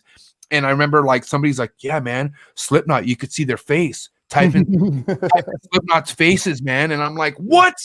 And oh man, I mean, I can't remember a band that had such a fucking impact like on me, like motivational wise. Like I mean, I'll tell you right now that they helped my fucking, not really helped, but my mom and dad got it. They split up that time, and I had a lot of fucking anger, bro. I remember I was getting kicked out of school. I was fucking pissed, and music really helped me express a lot of shit. I'm not even joking. I know a lot of people say that, but it really did. And the Slipknot album helped me manage my anger, especially with like football and shit. And fucking, I lived by that. Like, oh man, oh my god, that stuff has that Slipknot. The Slipknot, the self-titled album will always live in my heart in a special place, because it's like it's everything I was dealing with, everything that was going on at that time as a 15-year-old, 14-year-old was all in that album, and it's nuts. No, it's amazing how music does that to you. There's not a lot of things in this world that bring you back to a certain place the way music does. And that's what I think is so great about it, is because different music basically represents a different, time in your life and whatnot. You remember Napster? And then there was LimeWire. LimeWire, man. Yeah. I fucking raped LimeWire, bro. That's when like, dude, I got like, that's when I was like, what? This is how you could find songs? Because dude, you like music, like I like would find out a song title and an artist, I don't know at what age, and I would never forget it. And I would always keep that song in my mind. And then you come across LimeWire, you could type that fucking song in finally, and there's a song. And I remember back before I got Mac and before I had Windows or before I had iTunes and shit, I had a Windows. I had a fucking, a desktop computer, which, nowadays you download anything on a fucking Windows and you're done. You know what I mean? But back then it was like kind of like under the radar still. You know what I mean? And oh man, I used to get so much of my rap music. I remember all my Sublime music, because I was a huge Sublime fan. I don't know, man. I just I'm happy I have good taste in music, and people could call that bias, but I'm very confident in my music ability of what I like, and it's so diverse. Like no, you got to take credit for that. I don't know how, to all the people listening right now, I don't know how many times he's posted a story. Remember this, MJ? You post a story and I go, dude, this song's legit, man. What is this? And you don't even tell me what it is. You just go, oh, you like that, huh? Oh, you think that's cool, huh? And I go, yeah, man, who is that? I'm over here searching the lyrics and I can't figure out who the hell it is. Because back then, nobody was biting me hard. I love you, Chris, but nobody was biting me harder than Chris fucking Surgery, bro, with my shit. And I was getting so mad because he, like obviously Chris had a bigger, way huge, and he still does, a way bigger following. But, I was trying to make a message across that, look, this is the music I like. It's super unique. It's not mainstream. And this is what I fuck with. And like, here was Chris fucking finding out what it was and just blasting it like he was bumping it. And like, I was like, what, you Kentucky motherfucker? You never fucked with this shit. But, You know what I mean? Like now I don't give a fuck. It's all love. I mean, look, I would love to share, you know what I mean? But this is why I question Little Novi's ass, because look, Little Novi's ass, dude, I'll be playing some fucking sugar free. I'm talking about some like loked out bangers where you got to be like JH or my age to know what the song is, and they'll call it out. She'll be like, "Oh, sugar free, why are you bullshitting?" I'm like, "What you say, you little 11-year-old?" I was like, "You're not 11. Get the fuck out of here. I'm on to you, Novi." Little That's Novi. Mom or Dad. That's the pops right there. Either way, I love fucking Novis. That's I just funny. laugh at that because I think it's hilarious. Because whoever does call out the music I fuck with, I'm like, wow, you know good music, man. But if you ever want to know, I'll let you know too. Here's the thing about this. Tell me if I'm out of pocket, Jason, but I'm thinking about creating a trap mixtape. And putting all the stuff that you play, all the stuff that I play on because it switches up on the weekly for the most part. Yeah. So whatever that week is, I'm gonna make a trap mixtape for whatever that is. I'm gonna put it on a thumbstick, which is it goes onto anybody's computer. Right. Plug it in, and you get all the music I play. They're all the artists. That's probably not copyright. I'll probably get sued for that, so I probably won't do that. But what I could do is I can mix it because I'm a DJ, so I can mix it all into one mix. Ooh, yeah. Sounds good, man. I'd take one for sure. Oh man, $5 a pop? Come on, $5 to bumping your trap to bumping your own. $10. Don't undersell yourself, man. Come on. Give me $10 in a shirt, and I'll ship it. Definitely. Dude, real quick, Jason. So, how do you deal with? Because I know you're really good at you dealt with it yourself, obviously, but negativity, right? Like the shit. You know, your following's getting bigger, right? So I'm sure there's more mouths opening. There's more fucking right? But what is it that you do to not give those people the time of day? Because I don't see you ever getting involved in drama, and I commend you for that, dude. You're very fucking, even though you could get into it and you don't. You know what I mean? Yeah, I don't know. I don't even know how, because I don't know. There's a couple people I talk to, and there's a couple people I hear things from, and I'll ask questions, and they'll say, "Hey, did you hear about this?" But I don't know. I just don't. People don't tell me things, and I don't get involved in it, and I don't know why. I just don't. I don't kind of attract that type of thing. If you're talking about my own personal following, because I have people. The funny thing is the first time somebody said something negative on my channel, I went and high-fived Melinda, and I was like, "We made it. We got a hater. We got a hater." I'm like, big time now, we did something. We actually accomplished something. But if I don't know, I know what I'm doing, and I know everything that I'm working towards. I know my animals are healthy. I know they're good. I know they eat, they shit, they shed, they do all that stuff. So I don't know. If you want to bitch about my tub size or something like that, then you can go fucking eat a dick. You know what I mean? I don't care. That's really how it is. I don't know. I don't care. I just don't. I live in a world where I see so many things happen in front of me, whether it's at work or at home, and all these things, and people fight, and people have drama, and people worry about things, and I've seen people lose their minds over certain topics, that I just don't choose to be a part of that, man. I literally come home, I be with my family, I put on my music, I go deal with my animals, and I just live my life and try to put out content that I think people might like, and that's really all it is, and that's all I care about. And I mean, I love hearing the feedback and stuff like that, but I just don't really give a shit if you've got something negative to say, because I'm already expecting it. You know what I mean? I know it's going to happen. So I'm just laughing my ass off right now. Because you're right, bro. There's really what are you gonna bitch about Jason? What is there really to fucking complain about and bitch about? And there's not much. He's a straightforward guy, dude.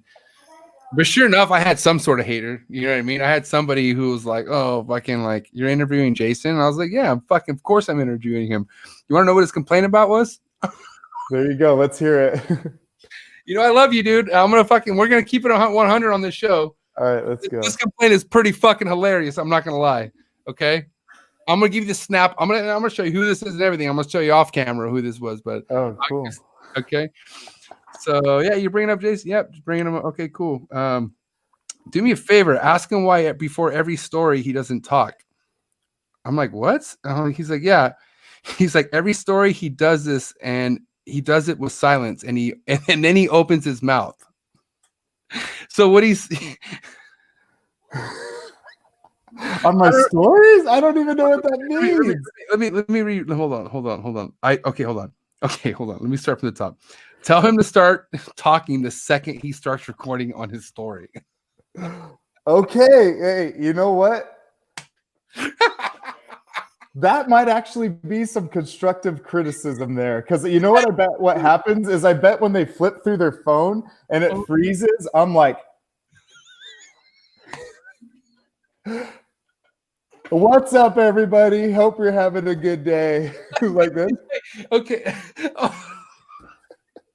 Is that really shit talking though? That I don't know, man. I don't know. Look, I'll finish. I could finish everything he said, but he was like, tell him to start talking the second he starts recording the story instead of taking a breath. Shit drives me nuts. The pause on every story that he posts. And I was like, holy shit, man. I was like, I'm so bringing this up just so you know. And then he's like, do you know what I'm talking about? And I'm just laughing because I kind of do, because you do that, by the way. Like, you'll pause and then you'll talk. And then I'm like, and then he's like, it's all about learning and adjusting. He's a good guy. He's an old customer of mine. He knows I love him. That was the end of it. Right on, man. Now I need to know who this is. Now I'm interested. But really, that's it, bro. That's all you got. That's funny. Well, hey, I gotta say though, if that's the worst thing someone has to say about me, then cheers to you. Bad, That's what I'm saying. Holy shit, Jason. That's why I had to hear it from your mouth. And if you really had horrible shit you came out with, and I was like, oh my God, probably would have never brought that up. I don't know though. I think that's one thing that I try to just do is I try to just keep things positive and happy and normal and just totally, dude. Not try. I mean, there's a lot of things I believe in that I feel like maybe I'll eventually get into talking to, but I don't know. I just don't know if it's necessary sometimes. You know what I mean? Like, it's just, I mean, for what? Unless it's progressive. I mean, dude, when you do talk, Jason, it's for your channel. You're doing things to progress your life. I don't blame you, dude. Like, you're not trying to get into shit that does not help you progress. Listen, I commend you for that. I wish I had your power, dude. Trust me. Because you're so focused on and that's probably why you're such a good dad and you're such a good husband, and you know, you're doing good with your breeding and your channel because you're not focused on anything else but that. No, I appreciate that. You gotta be happy about that. That's a pat in the shoulder for that, bro. That's fucking not a lot of people can have that shit, you know. Thanks, dude. So, by the way, I was not. This is funny. This is hilarious. Just so you know, this is fucking. You're one little flaw, okay. I never would have guessed, to be honest. I really didn't know either until it was brought to my attention. I was like, what the fuck? You got to be kidding me right now. Like, I was like, you know what I mean? And I try to keep it as real as Swiss cheese, man. I'm going to try to fucking, and like I said, I don't even think it was really a stab. It was probably just a like, hey, look, this is what we're seeing on our end. You know what I mean? Yeah. Well, to be honest, I've always worked in an environment where there's constructive criticism. So I've always been the one to break bad news to people and say things and, hey, you're not doing it right and stuff like that. So it's actually, I've always kind of just patiently waited for somebody to kind of tell me something. And I actually get a lot of that from Melinda. She actually is such a good critic because I'll tell her straight up, hey, does this look stupid? Is the way I'm looking dumb? Am I smiling stupid? Do I look like an idiot in this picture? Do I do this? And she's honest with me and she'll say, yeah, that's kind of weird. Why are you looking at the camera like that? And I'm like, okay, cool. Let's do another one. Tell me what to do. But I mean, I don't know. Anything's good to hear. You can't live this world being worried and obsessed with what people are going to say. And I learned that a long, long time ago. I learned that when you can't make anybody happy, dude. At the end of the day, bro, there's no perfect. I mean, but you don't really want to be perfect. Who the fuck wants to be perfect? It's not, you know what I mean? It's not even a practical thing. So the reason why I'm cracking up, it's like I could have anybody else on this show and there could probably be some bullshit that somebody could bring up and that's what they want to bring up. Yeah. Like, that's the thing. Like, and that's why I'm just literally. That's why I'm cracking up so hard. No, it's true, man. That's funny stuff. That's all you got for this guy. You know what's funny though is get this. So I edit my videos, you know, I mean, it seems like I'm editing all the time because now I'm putting out about 2 videos a week and I've got all this video footage and I do that. And I'm not going to lie. It's so funny that this person said that because I'll take, you know, I try to get rid of all the video up until I start talking. And when I start taking all the video away and when I get to that point, I literally am doing this in the picture. And I'm doing exactly what that person said. And I don't know why. I don't know how it happens. I don't know why it happens. I don't know why I like do this. What? You know, and it happens, but it's the truth. And it's kind of funny that they brought it up. But I'll tell you what. I challenged the same person that said this to tell me how to fix it. Or did he say how I need to fix it? He said, don't take breath. No, he told you how to fix it. Okay. Start talking when you record. Like just start talking. We go. Yeah. All right. Can you see? If I send you something, can you see it? If I send you something, could you see it, or do you have to get off this if you? No, don't send it. Shoot it through.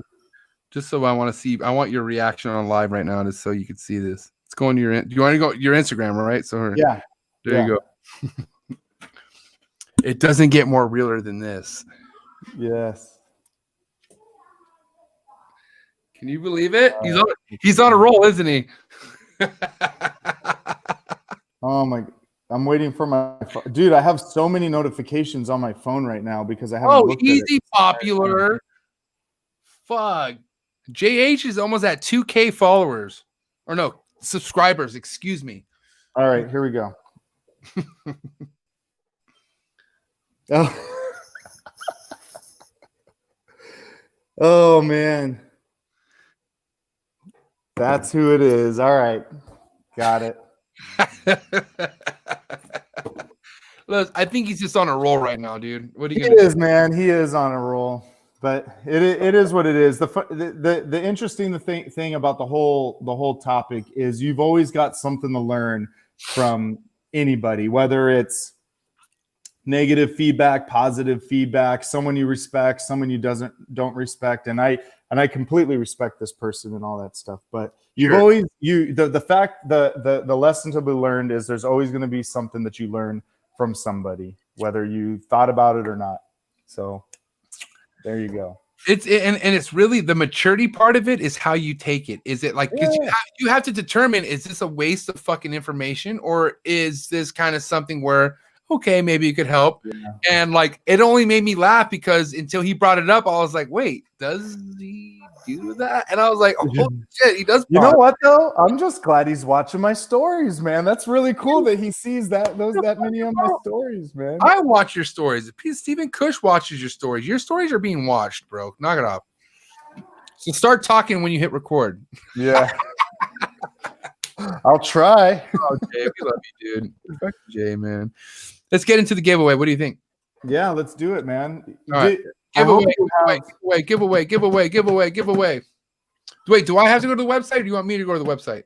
Well, I've never used the Instagram one before. I've only used the one for YouTube. So if you know how to use the Instagram one, then maybe you should just do the whole thing right now. I need to copy your URL or whatever, right? Or what do I need to do?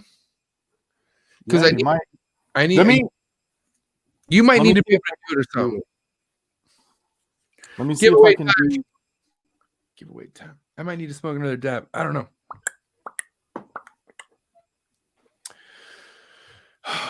Mary Python's still going strong. We got fucking Shane Kelly up in the building. Apex Mutations.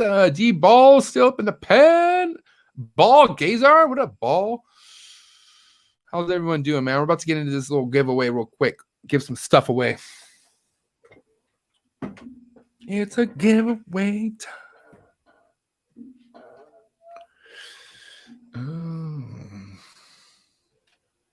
Which remember when you were on live and choosing comments for those shirts that you were giving away that one time? That was Instagram. Oh, here we go. Here, Instagram. Let me see here.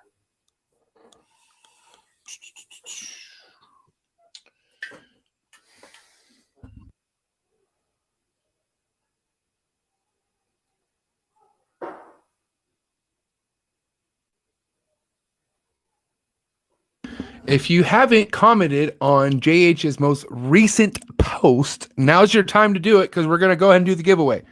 I'm about to heat up a hot ass dab. Might play a song. I don't know. But JH is on it, right? You good, JH? Yep. We are figuring it out right now.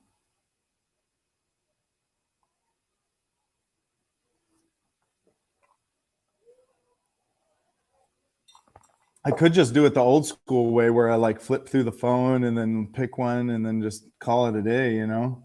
You know, where you just scroll through your phone and then close your eyes or don't look and just smash down on a freaking comment and then say that's the winner. I've never in my life done a giveaway like that. I don't know. Is that real?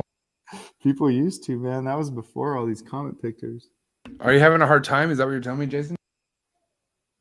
No, I think I'm making it work. It's just taking a little while to load.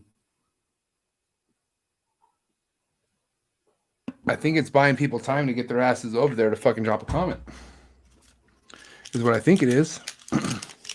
Because who the hell is not going to want some sort of JH merch or sticker? I think I got it, man. I think I just got it. Nice. All right. Looks like we're getting going here. All right. I just called a winner. So we're going to use this winner right here, man. You already got a winner? Winner? Yeah, I did. All right. So this is for what? This is for... What's this winner for? You want to do this for my shirt? You want to do it for my shirt and my stickers? You do your shirt and sticker first. So this is for a shirt and sticker. All right, so here's the winner of my shirt and my stickers. I got a random comment picker. It just pulled a random comment. And the comment was, what time? That's what they wanted to know, what time the thing was playing. I think this is one of the first comments in the group, but who's that? The Royal Reptiles.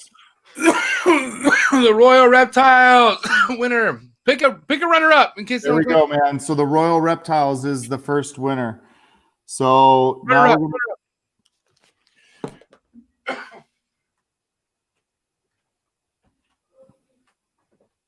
hold on. All right, let me do it again. It takes a little bit of time. You're good. Oh my God, this shit's strong. Woo. Oh wait, show the pic. Already the Royal Reptiles. All right, okay, that was it. So Royal Reptiles. We're looking for the runner up now. Runner up. Oh man.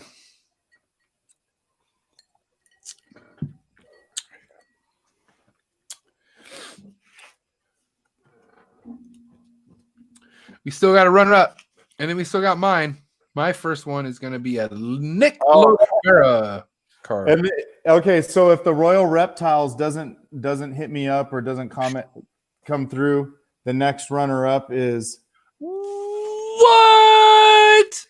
Dave Hardy. Hardy's Pythons. I hope it's Dave. I would love to give that guy some swag. Oh no, that's you. You're giving him that swag. Yeah. He already has enough JH swag. You would think. All right, man. Do you want me to keep pulling them on my end for your giveaway? Yeah. Or do you want to do it? All right. Do that, me. So we're gonna go ahead and give away. We're gonna do two, okay, if you don't mind. We're gonna do a first one is gonna just be a Red Mountain herbiculture sticker from Marshall Mendez. All right, here, hold on just a second. This is an iconic sticker. Gotta have it.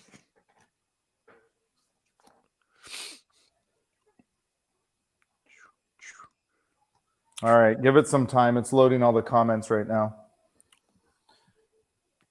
What does Nick need to show my girl? I need to show your girl you sent me special times. What does that even mean, Nick?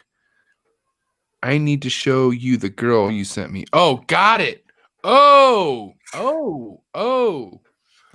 Did she drop babies? What's going on, Nick? I sent Nick. So Nick has my pair of Solomon Island tree boas.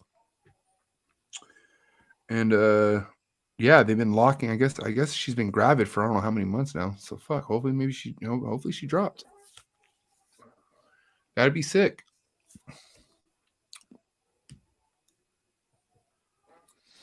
All right, here we go. You ready? Yep. 3, 2, 1. So this is the winner of your giveaway.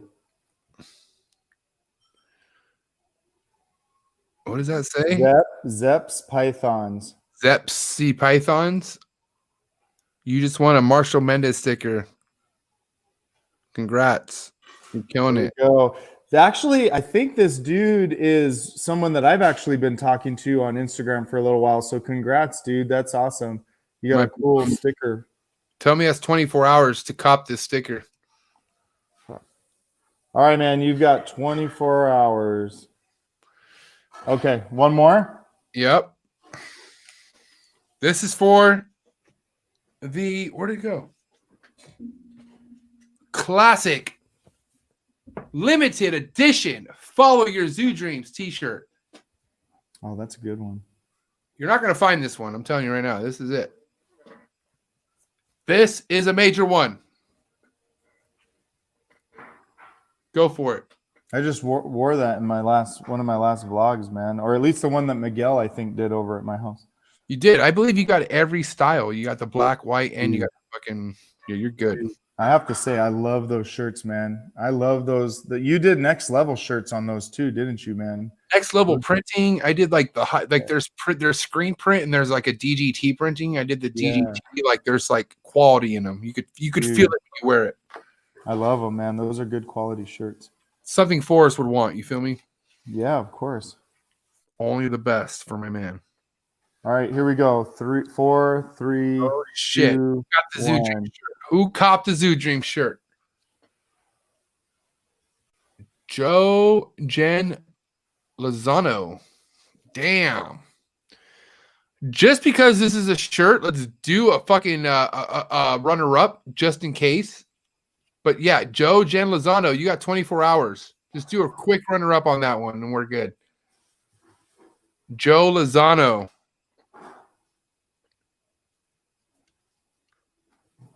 Joe Lozano. All right. I am not going to be giving away any of my iconic Trap JH Python stickers away. I'll have to keep these. When are you going to make a shirt, man? So I could have a shirt to wear, dude. I got you, dude. It's going to happen. I'm just making motherfuckers thirst on it. I got a design. I got everything ready to go. There's something new that's coming out for the snake trap, so just be ready. There's always a plan behind a plan. Yeah, for sure. I feel like I'm at a point right now where your shirt's like the only one I don't have. You know what I mean? No, it's going to come heavy. Don't worry. We got some good stuff lined up. It's going to be all right. 4, 3, 2, 1. So this, I guess, is your runner-up. Who's the runner-up? All right, St. Louis Morphs. 8. Is that what? I'm assuming STL. St. Louis Morphs. All right, there it is. Hit me up, or you can hit JH up. Either way, it doesn't matter. You got 24 hours. If cool, not, man. I'll just send the shirt to Jason. Yeah, I could use another one.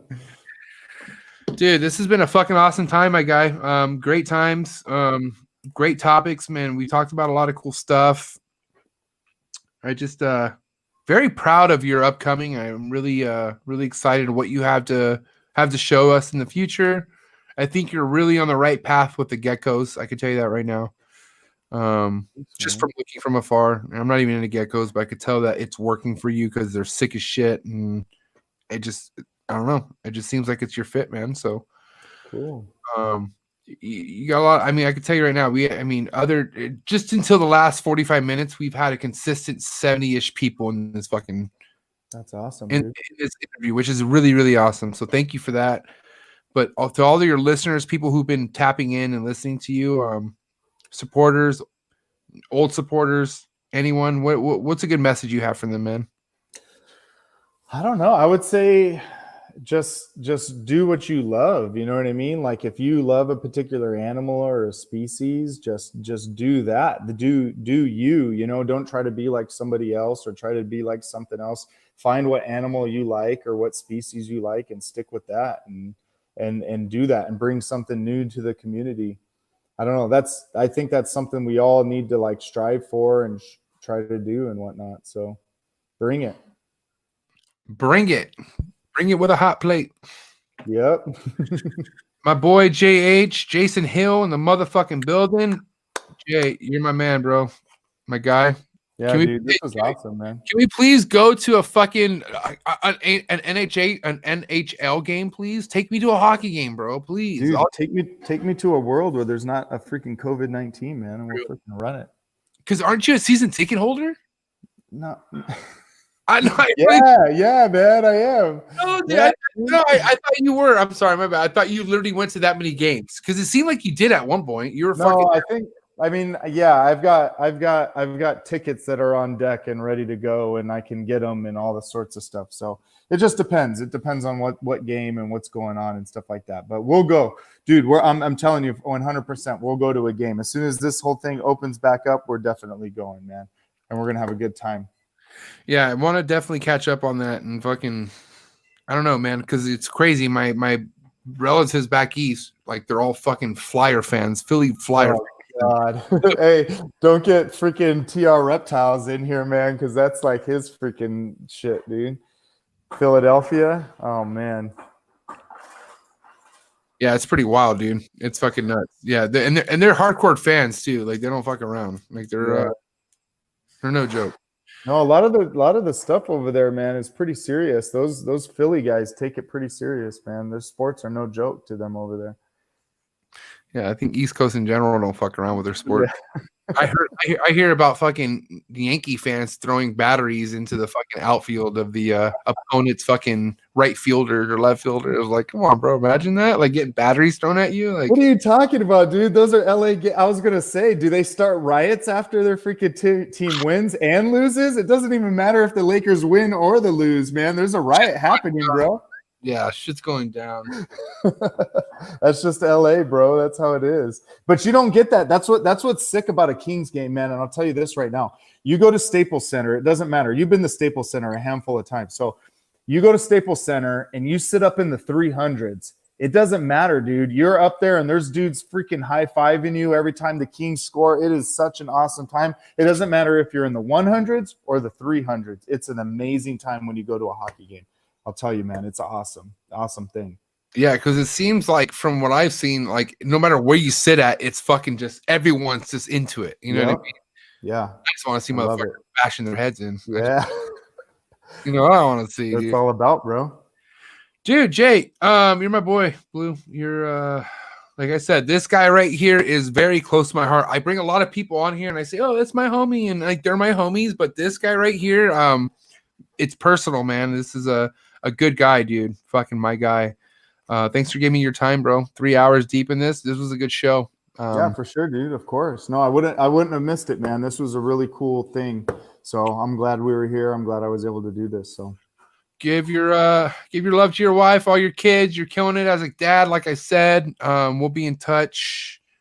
Wait for this COVID shit to die down and we'll have some hockey games. What do you think?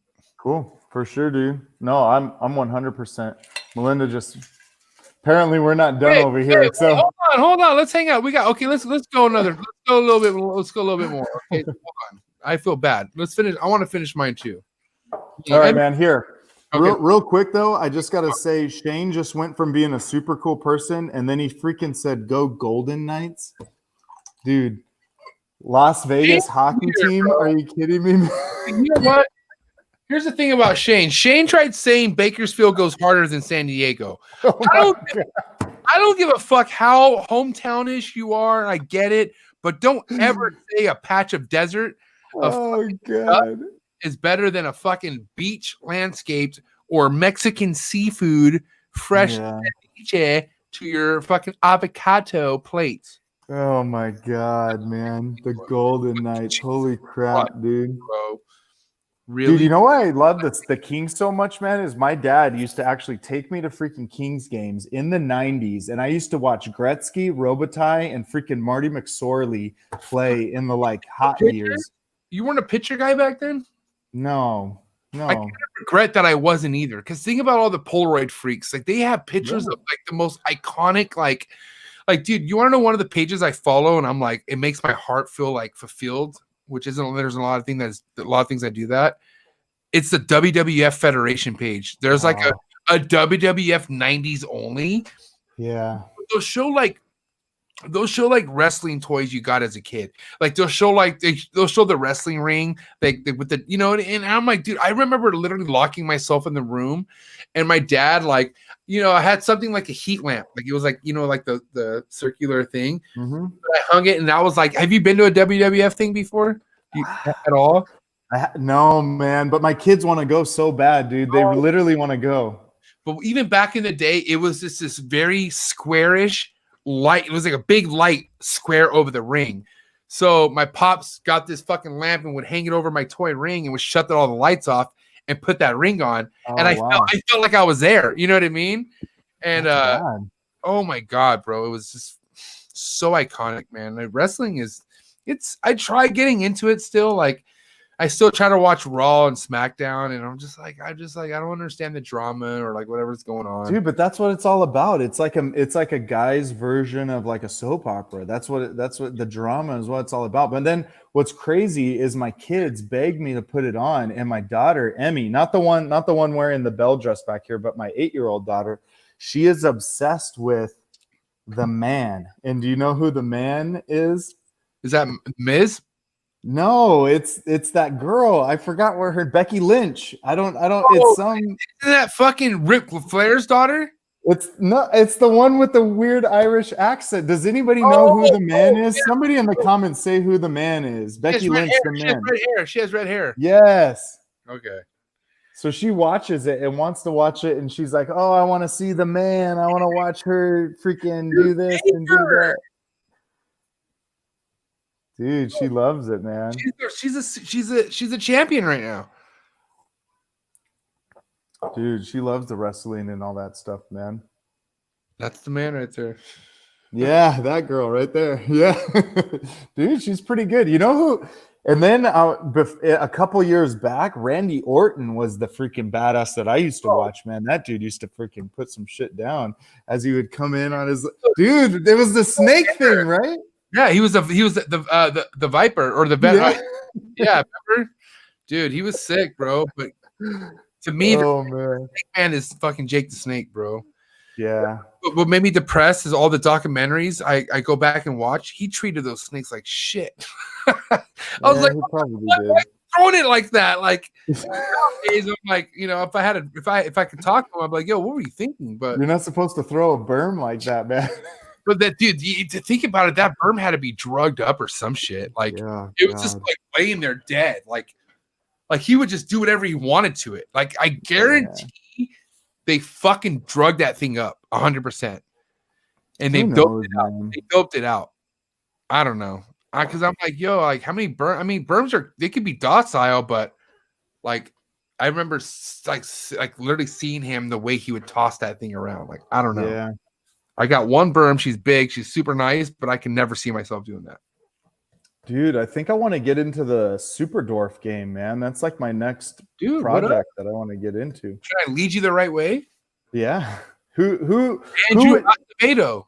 Really? Yeah. Okay. Dude, don't sleep on. Dude, Andrew Acevedo. He has projects with Garrett Hartle. He has projects with fucking Rodney Balach. Like, bro, this guy is no fucking joke, bro. I'm telling you right now, he's like a fucking that's 86 and a half Super Dwarf, by the way, okay? 86 and a half. Yeah, that's awesome. I like the color on it, man. I'm just saying, the morphs he has. Okay. What's his Instagram? I need to find him, and I don't know if I'm following him now. AA Exotics. Okay. Let me see here. AA Exotics. Still going right now with my boy JH. He just mentioned he wants to get into Super Dwarfs. I had to bring up my boy Andrew Acevedo over at AA Exotics. And now my boy JH is very intrigued. Dude, he's got some legit stuff, man. Hell yeah. I like it, man. Yeah. Anyway, so Andrew is the individual who really, really put me in the right path because I told him, who did I meet him through? Oh, I met him through Kenny, cold-blooded only. But I met Andrew. He sold me my first Super Dwarf, 50% platinum, Het Henry.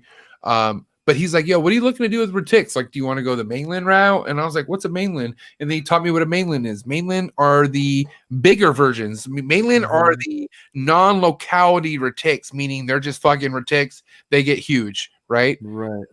But hence is you could actually make any retic small, but we'll get to that later. But what I'm saying is mainlands are mainlands, right? And I told him, no, man, I really want to get into whatever is morphed as a mainland. I want it the small version of that. You know what I mean? But then, you know, come to realize that super dwarfs, like 100%, are tiny. They're small. Yeah. I don't want something as small as a ball python. Me personally, I want in between.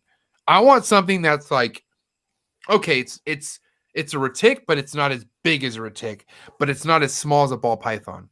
Does that make sense? Yeah, I think I get what you're feeling. You're trying to say, but my thing is I want that retic, that personality, that look, that size, that I don't know, like the body structure, but I want it to be kind of like smaller, so I don't have to have a 12-foot enclosure that holds it and all these crazy things. You know what I'm saying?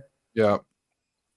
So that's what so the funny thing is I have talked to Garrett Hartle about his super dwarf projects, but I've only talked to him about the locality. So I've talked to him about the Kalatoa and the Karamba and all the different types of localities and stuff like that. But I just want something that looks sick. You know what I mean? I just want it to have like a really cool pattern. And dude, that dude's got some freaking fire on his freaking page, man. That stuff is pretty. Oh, you mentioned Garrett. This motherfucker's partnered up with Garrett, bro. That's cool. They all work together. Don't get me wrong, but like he sits on his own quantity of fire. Little Novi in the building, right? Yep, bro. I'm telling you, Novi has fire from this guy, bro.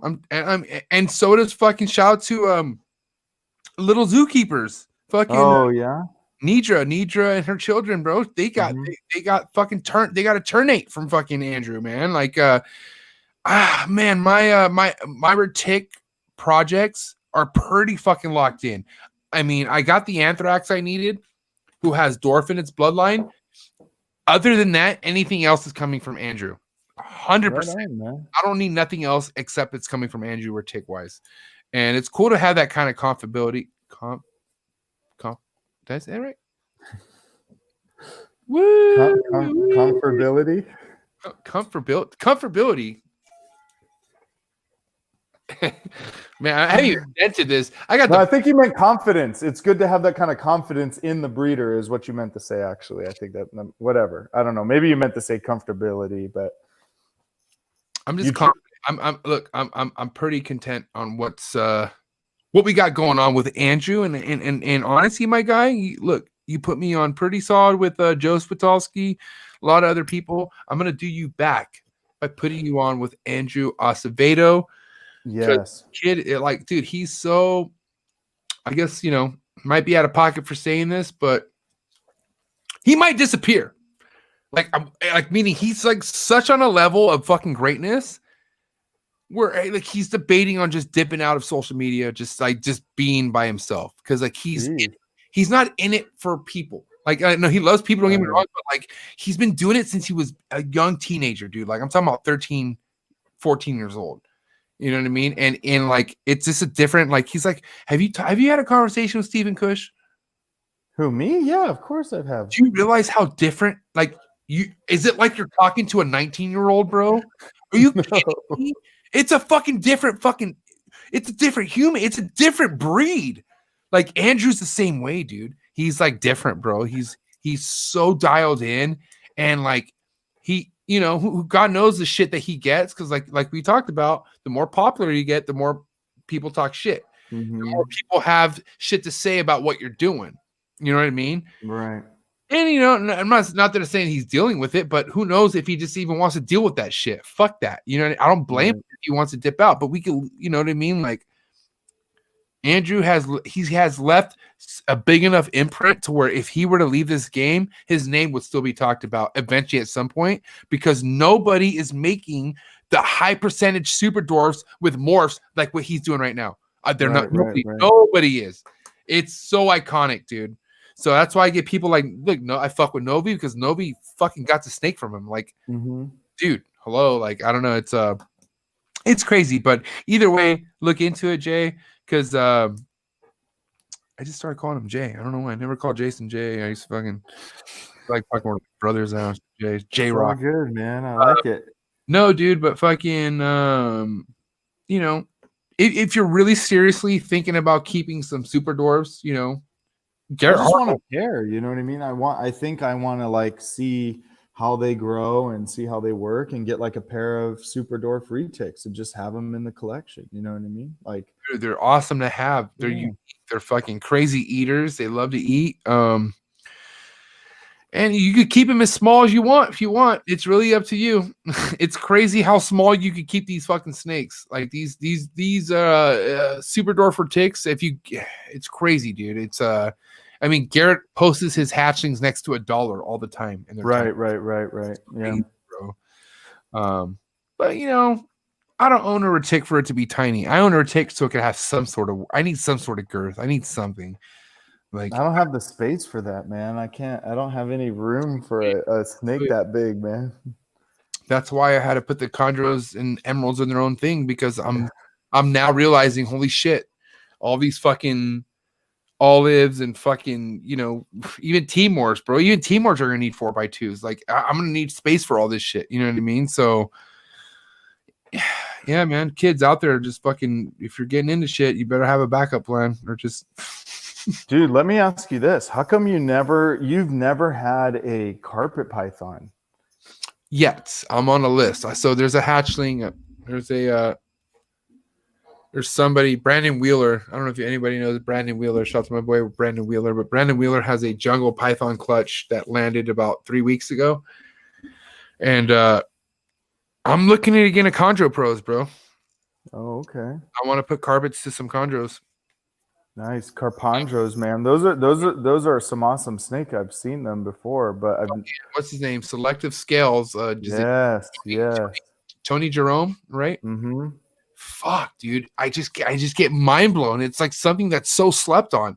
Like he has these fucking snakes that have the darkest green, or he has one snake that he produced, and he's even like, I don't know how I got this snake, but obviously happened with that fucking pairing. But like, dude, think about a fucking chondro to a diamond.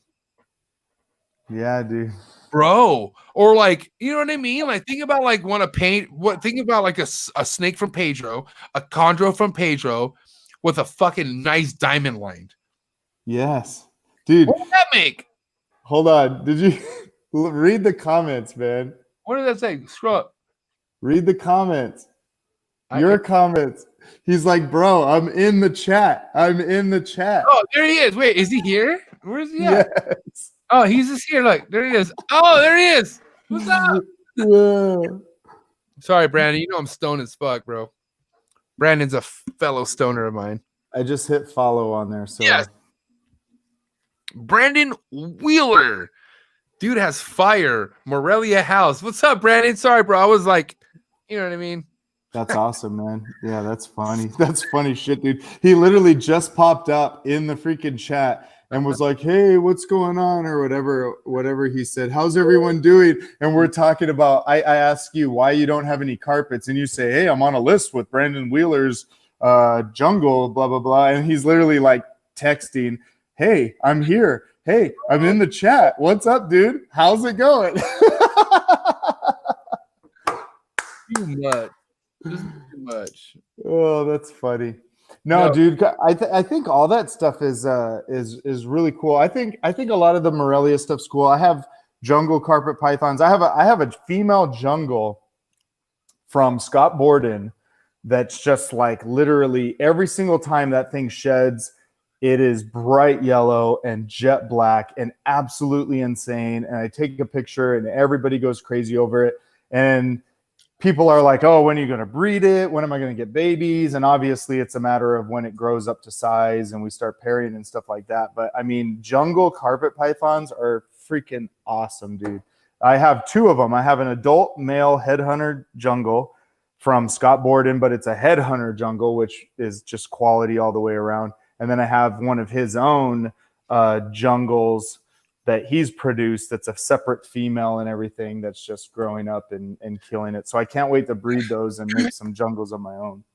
Dude, I had a bomb ass time with fucking Brandon. Brandon, I got introduced to Brandon by Ian Bessel. Shout out to Ian Bessel. S&J, broke your pen. I need more. But Ian Bessel introduced me to Brandon Wheeler, and we had a fucking amazing time at the Anaheim show, which you didn't. No, you were there. Yeah, we talked at the Anaheim show. So you were vending that time, right? Dude, we were all there. So yeah, I vended at Anaheim, and then we all hung out and had a good time. And Ian was there, and everybody was there. Yeah. So let me just show you right here. All right, so this was the time I met Brandon. Oh my God, we were so stoned. There's Riley. Look at Riley. So we got Riley, Ian Bessel, Brandon Wheeler, his wife, and there's me, MJ, all fucking weirded out in the back. Dude. Oh, so Brandon Wheeler was at Anaheim. Yeah, he was. He had a sick ass room.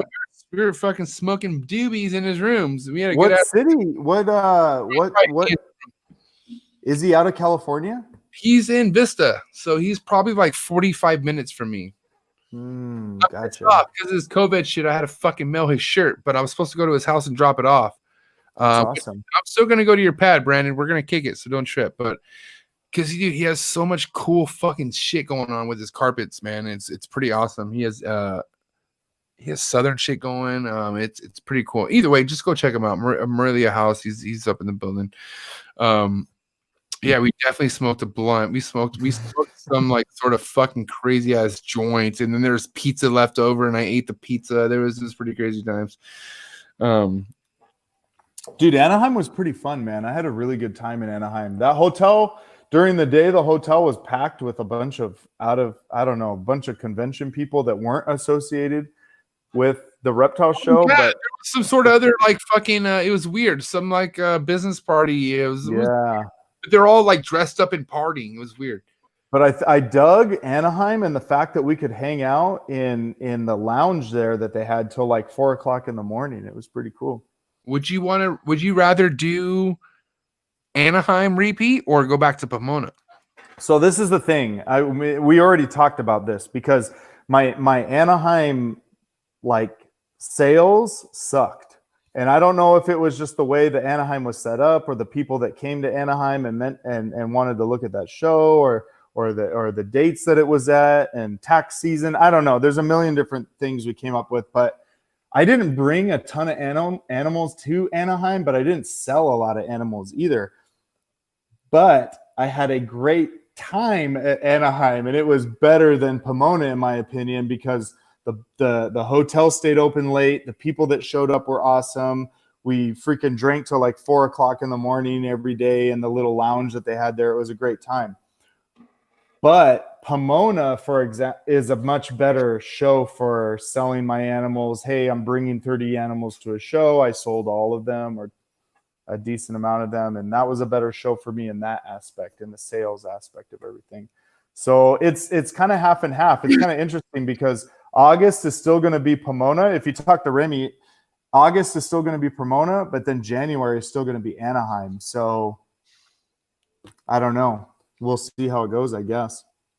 Hopefully the way that my season works is I'll produce a bunch of babies throughout the year, take them to Pomona, sell them in August, and then go to Anaheim in January, and then have just a little bit to kind of sell and stuff. And if that pattern continues, then I'll be happy with the way that it goes.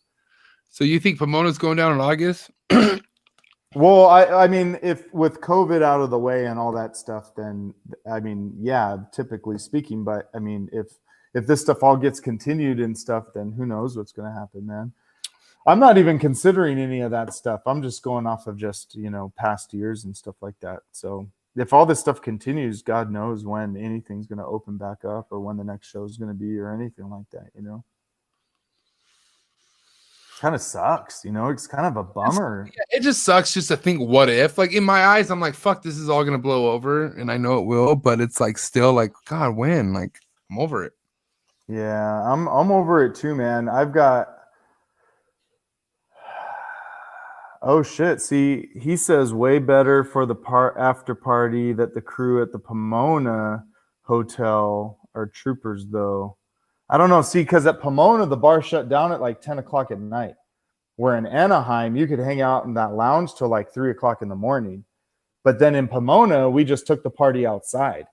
So we were like in the parking lot at Pomona, but in Anaheim, we were still inside the hotel. So I don't know. But dude, all this COVID stuff, man, I'm officially over it, man. I'm ready to I want these businesses to open back up. I'm tired of this kind of wrecking the economy and all that stuff. I'm ready to go. I'm definitely over fucking the mask. I'll tell you that much. Even though I got a thick ass one from Aussie Boys, that's the only reason why I'm like, all right, cool, I'll wear it now. But fuck, so dumb. If you're gonna get it, you're gonna get it. It is what it is. Dude, I'm pretty sure I already had that shit. I'm pretty sure my whole family had that shit in January. Get it, motherfuckers. Right. It's like it's kind of overfeeding your emerald. You're gonna find out if it's healthy or not, motherfucker. Fucking, it is what it is. Like, you know, like it's either. Whoa, shit! I almost broke my fucking. But dude, come on. You know, it's funny. Like the first time I overfed an emerald and I was like okay with it is when, which you should have never feed an emerald, but it happens. But there's times where you overfeed an emerald and there's no going back. There's death. Are you worried about prolapse or what are you worried about? About the emerald was already sick to begin with. Like, period. Like the emerald was, here's the thing, an emerald could handle a fucking major meal. Like if it's eating it, if it's healthy, it's gonna hold it down, period, right? But a lot of people, like myself for a long time, who have imports and who don't know that, overfeed an emerald once, it pukes a fucking meal and never digests ever again. Oh God. It's fucking heart-wrenching, but it's like, what do you get? What else do you expect buying imported emeralds? That's why you got to be smart. You know what I mean? But at the end of the day, you shouldn't have to worry about overfeeding your emerald, because if you have an unhealthy emerald, you have an unhealthy emerald. It is what it is. So Forrest was the first, not first, Andrew was the first, but Forrest was one of the other guys who told me, like, look, bro, you should never be worried the size. Like, yeah, you shouldn't abuse it. You shouldn't be like, oh, let's fucking, slam it all the time. But if there's a time where a snake eats a meal and it's too big, for the most part, that snake will hold it down. Mm-hmm. If it's healthy and there's no issues with it, right? Right. On the other end, if it does have health issues and it's fucked up, it's going to puke it up. Mm-hmm. And more than likely, like, you could get it treated, you could pay all this money, but there's already been documented proof of people doing that, and they can't get them to bounce back. Right. The last imported emerald I got rid of was the first import, and shame on me, because if you get an imported emerald, you better take it to the vet. But the last emerald import that I had, that I got rid of, or put down, I should say, I finally took it to the vet and I got it tested. It came back with no fucking, you know what I mean? Because whatever bullshit $300 test I paid for, and you would think a $300 test would give you back something, right? Mm-hmm. But no, apparently there's more tests that need to be done to find out there's a deeper issue. Because guess what? Tests came back. They gave me nothing to help it out with. They gave me something for calcium, right? But the snake's eating. It's not that the snake's not eating, right? The thing is, the snake's puking up every other meal. Why is the snake puking up every other meal? Right? Mm-hmm. And I've seen stuff on Facebook and stuff where what happens is, once the snakes develop a syndrome where puke, like they start fucking regurgitating fucking meals, whatever that doesn't get regurgitated gets rotten inside their intestines. Right? So it starts to build shit against their walls. So all their walls is getting slimmer and slimmer. So what that means is they have no room to digest shit. Mm-hmm. I've had to fucking put down an emerald that was so big that couldn't digest a hopper mouse. Jesus. It was puking up a hopper mouse. That's so not good. Weird. Yeah, dude, that's crazy. But it's just because it was an import. It just wasn't. Now, the last emerald I just overfed was a United States captive bred fucking neonate that I've had. It's been on hopper mice for about a year, and I'm like, fuck, I think it could go to rats now. Like, let's try to go to rat pups. I should have went to a rat pinky, but I went to a rat fuzzy, I guess. Mm-hmm. Either way, I was kind of like, Like I was sweating bullets. I was like, God damn it. You know, this might be too big. But then in your heart, you're like, yo, is this emerald hell? Like you've had this captive born. It's United States captive born. You've had it for almost 2 years and it's never like it's healthy. So I almost wanted to put myself to the test, which I did. And I fed it a fucking rat fuzzy. And you know, some rats have a major head. They have a tiny body, Right. fat fucking head, like a huge skull. And that was the thing that was worrying me was that skull. But here we are. Yeah, bro. Here we are, day 3. She's perched, nothing. Usually, typically, day 4 is when they regurge. Day 4, day 5. But I know how they look before they regurge. They look super uncomfortable. Their bodies are like this. They're like halfway like leaned over because I studied this. Yeah, it's fucked up. And you know, look, we're not at day 4, but I think tomorrow we're from what I see from here because we're in my embryo room. I think we're good. We're solid. Oh, good, dude. That's awesome. Dude. Good shit. We have a healthy animal, and that's it. No more imports, man. Nothing I have in here is an import. Everything. Yeah. I'm talking about emeralds. I do have chondro imports. Don't get me wrong, but they've been in my care for over 2 years, and they're established. I think I sold you an imported fucking farm captive bred sarong. The sarong, yeah. How's he doing? No, he's doing really good, man. He's doing awesome. He's killing it, man. He's as basically as great as a snake that you could ask for. He eats, he shits, he sheds. Everything about him is perfect. And he's the one living at the ambient temps. He lives at my like 81, 82 degrees in my snake room up in the tub above the female. And he does good, man. He's doing awesome. And I've had him for almost like 2 years now. Yeah, time flies. Yeah, that's crazy. I paired him up this last year, and he did.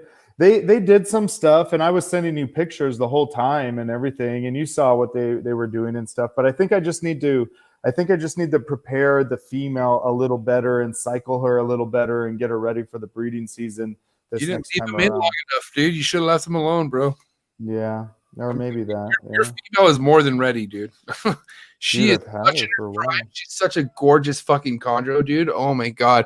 And then you'll get your eggs. I already know you will. I mean, it's fine that you didn't go this year. Who gives a fuck? This is something so cherishable, Jason, to where once you get your eggs, dude, who knows? It might switch you like it switched me. Who knows? I don't fucking know, man. It's something else, dude. But you know, me and you share the same passion for chondros, and I think once luck finally comes in your favor and you fucking land a clutch and it goes full term, and I'm going to be right there for you, man. I'm going to do everything I can to help you out, dude, because I've had help. I've had fucking people help me throughout the whole way. I've had years where I slugged out and I'm one for, let's see, 2018, I facilitated a chondro pairing that I ended up taking all 26 eggs into my care and incubating. Right. They all went to shit. 0 for 26. I'll take that. Remember that. 0 for 26. All right. Then the next year, 2019, last year, little Chapo, RIP. But I went 1 for 14, and then still lost little Chapo off a technicality, which was stupid. I should still have that snake. Fucking pissed. But what are you gonna do? You know, it's the name of the game. Yeah. You fuck up, it happens. So we lost little Chapo. So what is that? What's fucking 26 plus 14? What's the math on that? It's 40? Jeez, yeah, 26. Yeah, no, you're right. Yeah. No, 40. No, it's 40. 40. So we have 40 fucking strikeouts, basically, right? Mm-hmm. And now here we are, dude. 2020, dude. And I keep going, man. I don't want to fucking jinx myself. I have 12 in the baiter, and they're fucking looking more perfect than any chondro egg I've ever had. I try not to get too excited. I don't know. But all I'm saying is, man, your time's going to come. I already know it. One day. No, it's going to come, dude. I'm telling you, you already have it. You already have what you need. You have the fucking male. I just think what you need to do is you got to make sure you pair as soon as winter starts. So let's just say November. Make sure you beast out your female throughout the year. But you also got to look for your female signs too. Like, we were talking about know your animal. The thing with chondros, you got to know their development too, man. It's weird. Because like we said, remember how I got Mimi off one pairing? She fucking boom, she got eggs, right? Yeah, it's crazy. I just think you need to fucking look at your goddamn snake and see when. Sure, okay, so couple things to consider, right? You need to find out when her hunger is the most aggressive, like when she's like, boom, boom, boom, because that's like her right now. To be honest, I would pair her right now just to see. Like, it's not going to hurt you. Like, what's it going to hurt you having a male and a female together? Right? No, they were living together the whole time, so that's what I did. They were together. I had a buddy of mine who's, shout to HK Reptiles, John Kim. But John helped me out a lot through my process with chondros. And he told me, look, if snakes are eating and they're healthy, keep them together until you see ovulation, period. Mm. And, he's like, if you have to separate them, feed them, that's fine. But there's no seasons. Keep them together. Right. Unless you see there's no chemistry or no compound, like unless they're like completely just like you could tell they want nothing to do with each other, then you pull them out, right? But other than that, until you see that, keep them together. That's it. Until you see an ovulation. So no, it makes sense. Yeah, maybe I'll throw them back in there then. You never know. Talk about it some more. Yeah, dude, my laptop's about to die, man. It's telling me I got 10 minutes left. I had no clue we're 3.5 hours deep. We did it. Yeah. Hey, Python, motherfuckers! We kept it going. Wait, we were gonna end this fucking almost 35 minutes ago. This was epic. I know. Hey, good shit, guys. Hey, good stuff, Jason. Thank you so much for tuning in, man. You're the man. We'll talk more, obviously, and we'll talk about it round 2, man. For sure, man. Let me know. All right, we'll talk. All right, later. dude. We'll see you. Damn, my bad, guys. I was rambling and just fucking talking and woo! Man, shout out to everybody who tuned in. My throat. Fuck. I'm gonna eat some food. I've had a good night.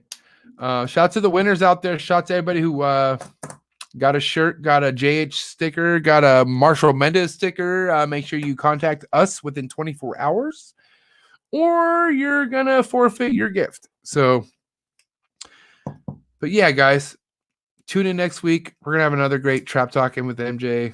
I got some stuff lined up, guys. Hey, it's gonna get sweet. It's gonna get so sweet. It's gonna get fucking hot, man. Nobody is doing the shit that I'm about to do on this podcast. Okay, not only on here, but on Unfiltered Reptiles podcast. I'm fucking pulling you guys in 2 different directions, man. Make sure you follow both, okay? Unfiltered Reptiles podcast, the Snake Trap Sessions. Make sure you do all of that, okay? Because it's not going to stop, man. Shout out to everybody who tuned in tonight. You guys, my loyalty, motherfucker, my loyals, guys. You guys live in my heart, all right? You guys live in my heart. So tune in next week. Make sure you tune in to this Sunday. Sunday, we're going to drop the Unfiltered Reptiles podcast with our international guest. It's going to be raw. See you next time.